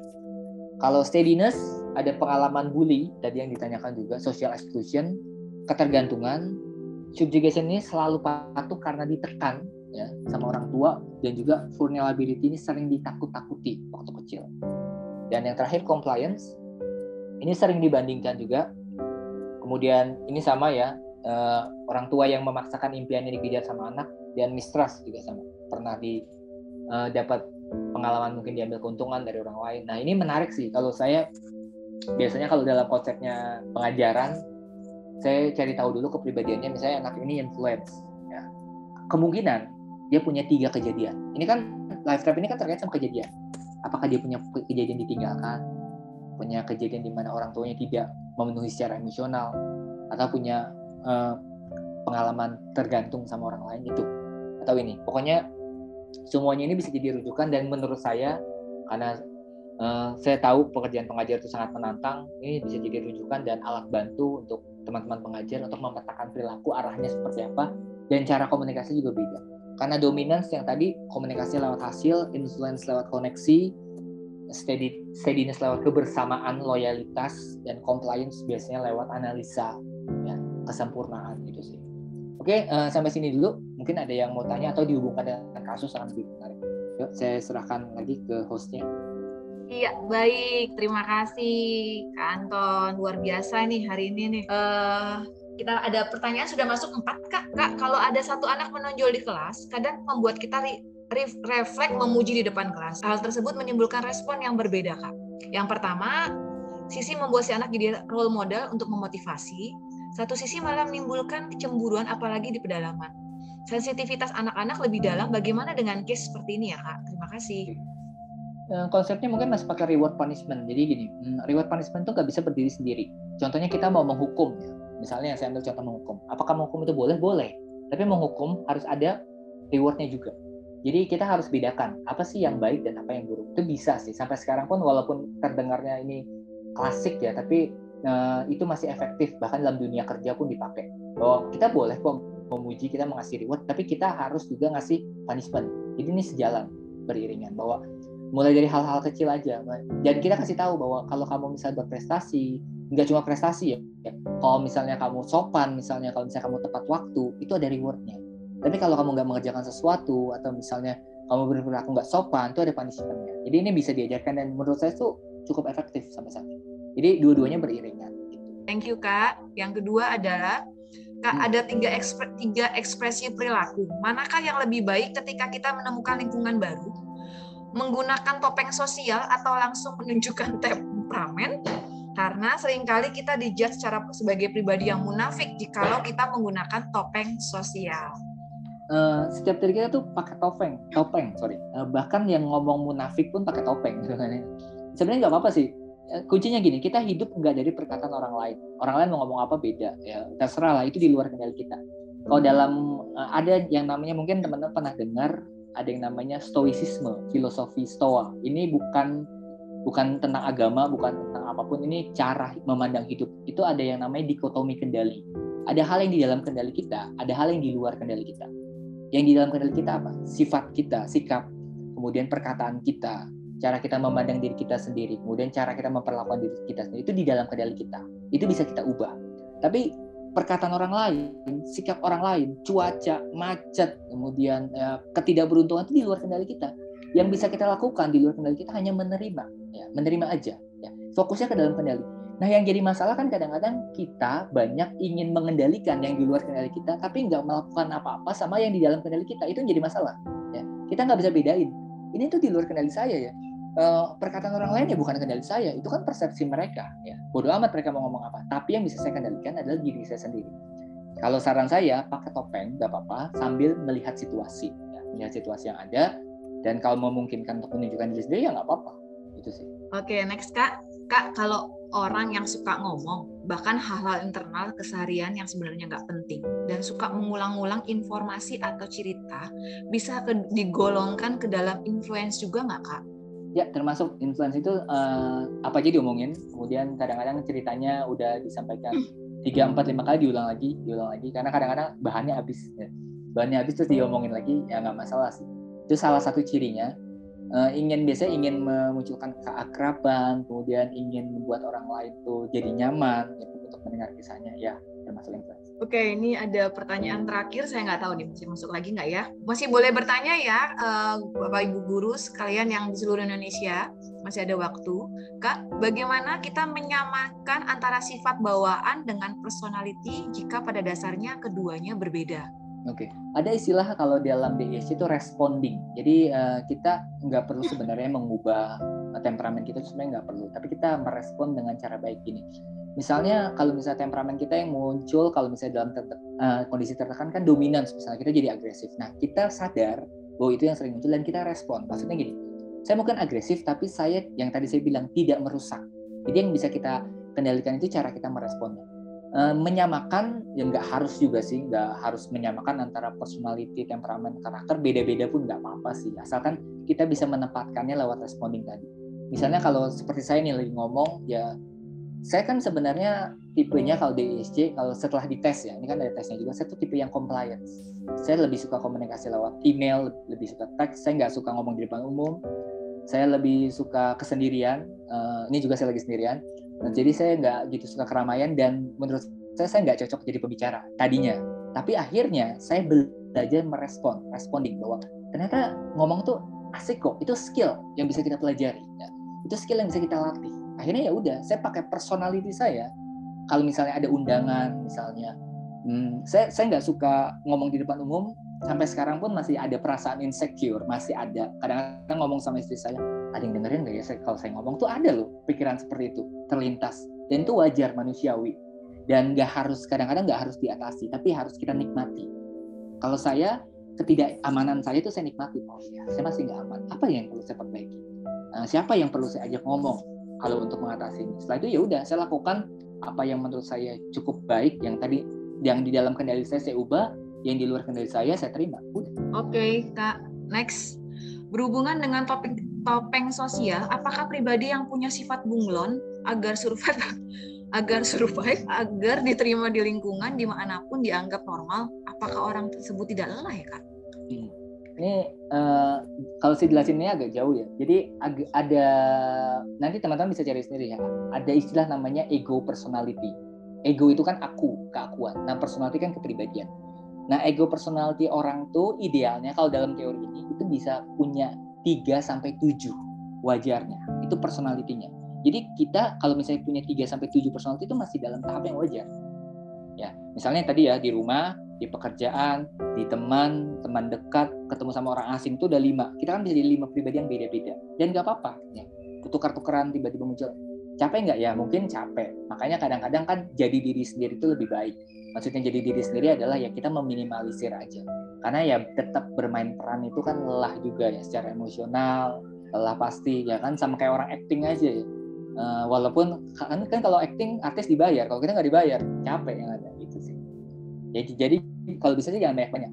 Tapi kalau masih 3-7 menurut teorinya itu masih banyak. Wah seru Kak. Saya juga tadi memastikan diri saya nih Kak. Apakah tes kepribadian seperti MBTI dapat dipercaya hasilnya? Jika iya, apakah ini turut mempengaruhi perilaku seseorang saat berinteraksi dengan orang lain? Oke. Validitasnya kalau MBTI sebenarnya itu belum ada penelitian lanjut. Ini kalau kita ngomongin penelitian ya. Kalau di ISC itu sudah ada validitasnya sudah di atas 60%. Ada juga namanya Big Five Personality. Jadi ini perbandingan antara 3 tes kepribadian yang sering dipakai di dunia kerja ya. MBTI, ISC sama Big Five Personality. Kalau MBTI lebih ke tes populer, boleh sih sebagai rujukan. Tapi apakah dipercaya? Ya jangan percaya sama tes juga sih. Jangan percaya sepenuhnya lah kalau saya bilang ya. Jadi kadang-kadang kan manusia itu bisa berubah, manusia bisa bertumbuh dengan baik tentunya. DISC pun, MBTI pun, apapun tesnya, saya bisa bilang itu cuma tools pelengkap. Kita bisa pakai, kita bisa enggak. Ya sama seperti pulpen, kalau saya butuh ya saya pakai. Kalau misalnya saya lagi nggak butuh ya saya ganti alat tulis saya itu. Jadi kita sebagai manusia akan jadi subjeknya, jangan jadi objeknya, tapi kita yang memilih kapan mau pakainya. Kalau mau jadi rujukan boleh, tapi jangan dijadikan label, cap di kepala. Oh saya kalau udah INFJ ya INFJ gitu. Kalau udah ini kodenya ya udah. Setiap orang tuh bisa berubah. Next ya Kak, satu pertanyaan lagi. Ya. Kak, apakah ada kemungkinan pribadi dari seseorang bisa berubah seiring bertambahnya usia? Misalnya, saat ini kita yang paling unggul adalah dominans, tetapi beberapa waktu kemudian yang paling unggul adalah influence. Dan apakah hidup yang seimbang adalah hidup yang memiliki 4 kepribadian tadi, dan masing-masing kategori memiliki tingkatan yang sama? Oke, bisa berubah bisa. Kalau misalnya ke personality gampang berubahnya. Kalau misalnya temperamen itu biasanya berubahnya terkait dengan cara kita menambahkan skill atau personality baru dalam diri kita. Itu biasanya karena sebuah kejadian traumatik itu bisa menambahkan tipe kepribadian atau mengubah tipe kepribadian. Orang yang tadinya steady bisa jadi dominan misalnya karena dapat kehilangan. Atau contoh aja ya, COVID-19, orang yang tadinya kerja terus tiba-tiba nggak punya penghasilan, akhirnya dia berbisnis. Yang tadi diam-diam jadi influence, bisa aja kan ya, karena krisis tadi bisa aja jadi berubah bisa. Terus idealnya apakah punya 4-4-nya dengan seimbang? Enggak juga sih. Kalau saya bilang kepribadian yang teman-teman miliki saat ini itu sudah ideal. Kamu apa adanya itu ideal. Nah yang perlu kita pelajari adalah cara kita merespon, responding tadi saya bilang. Jadi kita kenal dulu. Misalnya temperamen saya yang banyak muncul apa? Temperamen saya kalau misalnya lagi tertekan, saya cenderung dominan atau saya malah cenderung compliance. Kita kenali, terus kita analisa. Harusnya saya ngerespon yang gimana ya supaya jadi lebih baik. Jadi kepribadian yang sudah ada ya nggak masalah, nggak apa-apa. Nah yang kita perlu pelajari itu cara kita merespon tadi. Oke, wah seru banget nih Kak. Satu pertanyaan lagi Kak. Bagaimana dengan orang-orang yang memiliki kepribadian ganda? Maksudnya orang introvert dan extrovert. Kepribadian ganda termnya masih rancu ya, dalam dunia psikologi pun masih ada yang setuju ada yang enggak ya, kan dia disasosiatif ya, atau dispersonality personality disorder gitu kan, jadi gangguan kepribadian ganda. Nah, kalau dari apa yang saya pelajari itu enggak lebih dari ego personality yang pecah kemudian bisa kita ajak komunikasi ya. Kalau dalam konteksnya terapi biasanya saya suka panggil kepribadian dia yang lain untuk komunikasi, tapi bukan dia yang, kalau misalnya tadi mendengarkan yang bagian manager, firefighter, self, itu kan sebenarnya kepribadian ganda ya. Tapi bukan berarti punya gangguan ya, tapi memang kita punya banyak kepribadian. Nah, bicara soal introvert, extrovert itu spektrum, bukan sesuatu hal yang kalau udah introvert, extrovert, enggak. Itu gini, kita punya dua-duanya, tapi mana yang lebih dominan? Ada istilah ambivert, setiap orang tuh ambivert sih sebenarnya. Kita bisa jadi introvert kalau misalnya mungkin ketemu orang yang gak kita kenal, tapi kita bisa jadi ekstrovert kalau misalnya ya udah ketemu di lingkungan kecil kan bisa jadi ekstrovert. Jadi ini spektrum sih, spektrum. Jadi memang ada yang dominan. Misalnya saya contohnya dominannya introvert, tapi kalau saya cuma berdua sama istri atau sama keluarga dekat, saya bisa jadi ekstrovert, bisa, spektrumnya bisa berubah dan itu wajar, sebagai manusia wajar. Ambivert itu bisa dimiliki sama semua orang. Ya. Sudah semua Kak, pertanyaannya sudah sangat-sangat jelas penjabarannya. Terima kasih banyak sudah memberikan waktu kepada kami. Terima kasih buat pelayanannya. Kami percaya Kak, yang terbaik Tuhan berikan buat Kakak. Terima kasih. Ya, terima kasih ya Kak. Teman-teman ada yang mau bertanya lagi nggak? Kalau nggak, kita tutup dalam doa. Sebelum kita doa blessing buat Kak Daud Antonius. Ada Kak, muncul tiba-tiba satu. Oh, terima kasih buat materinya. Baik. Baik. Satu Kak, mungkin nanti kami minta kalau Kakak izinkan, boleh nggak kami minta materinya nanti biar saya share ke teman-teman semua. Boleh. Nanti saya kirim materinya fullnya yang dua slide-nya saya kirim semua. Kalau dari request juga nanti bisa saya carikan. Thank you banget loh, thank you banget Kak Anton.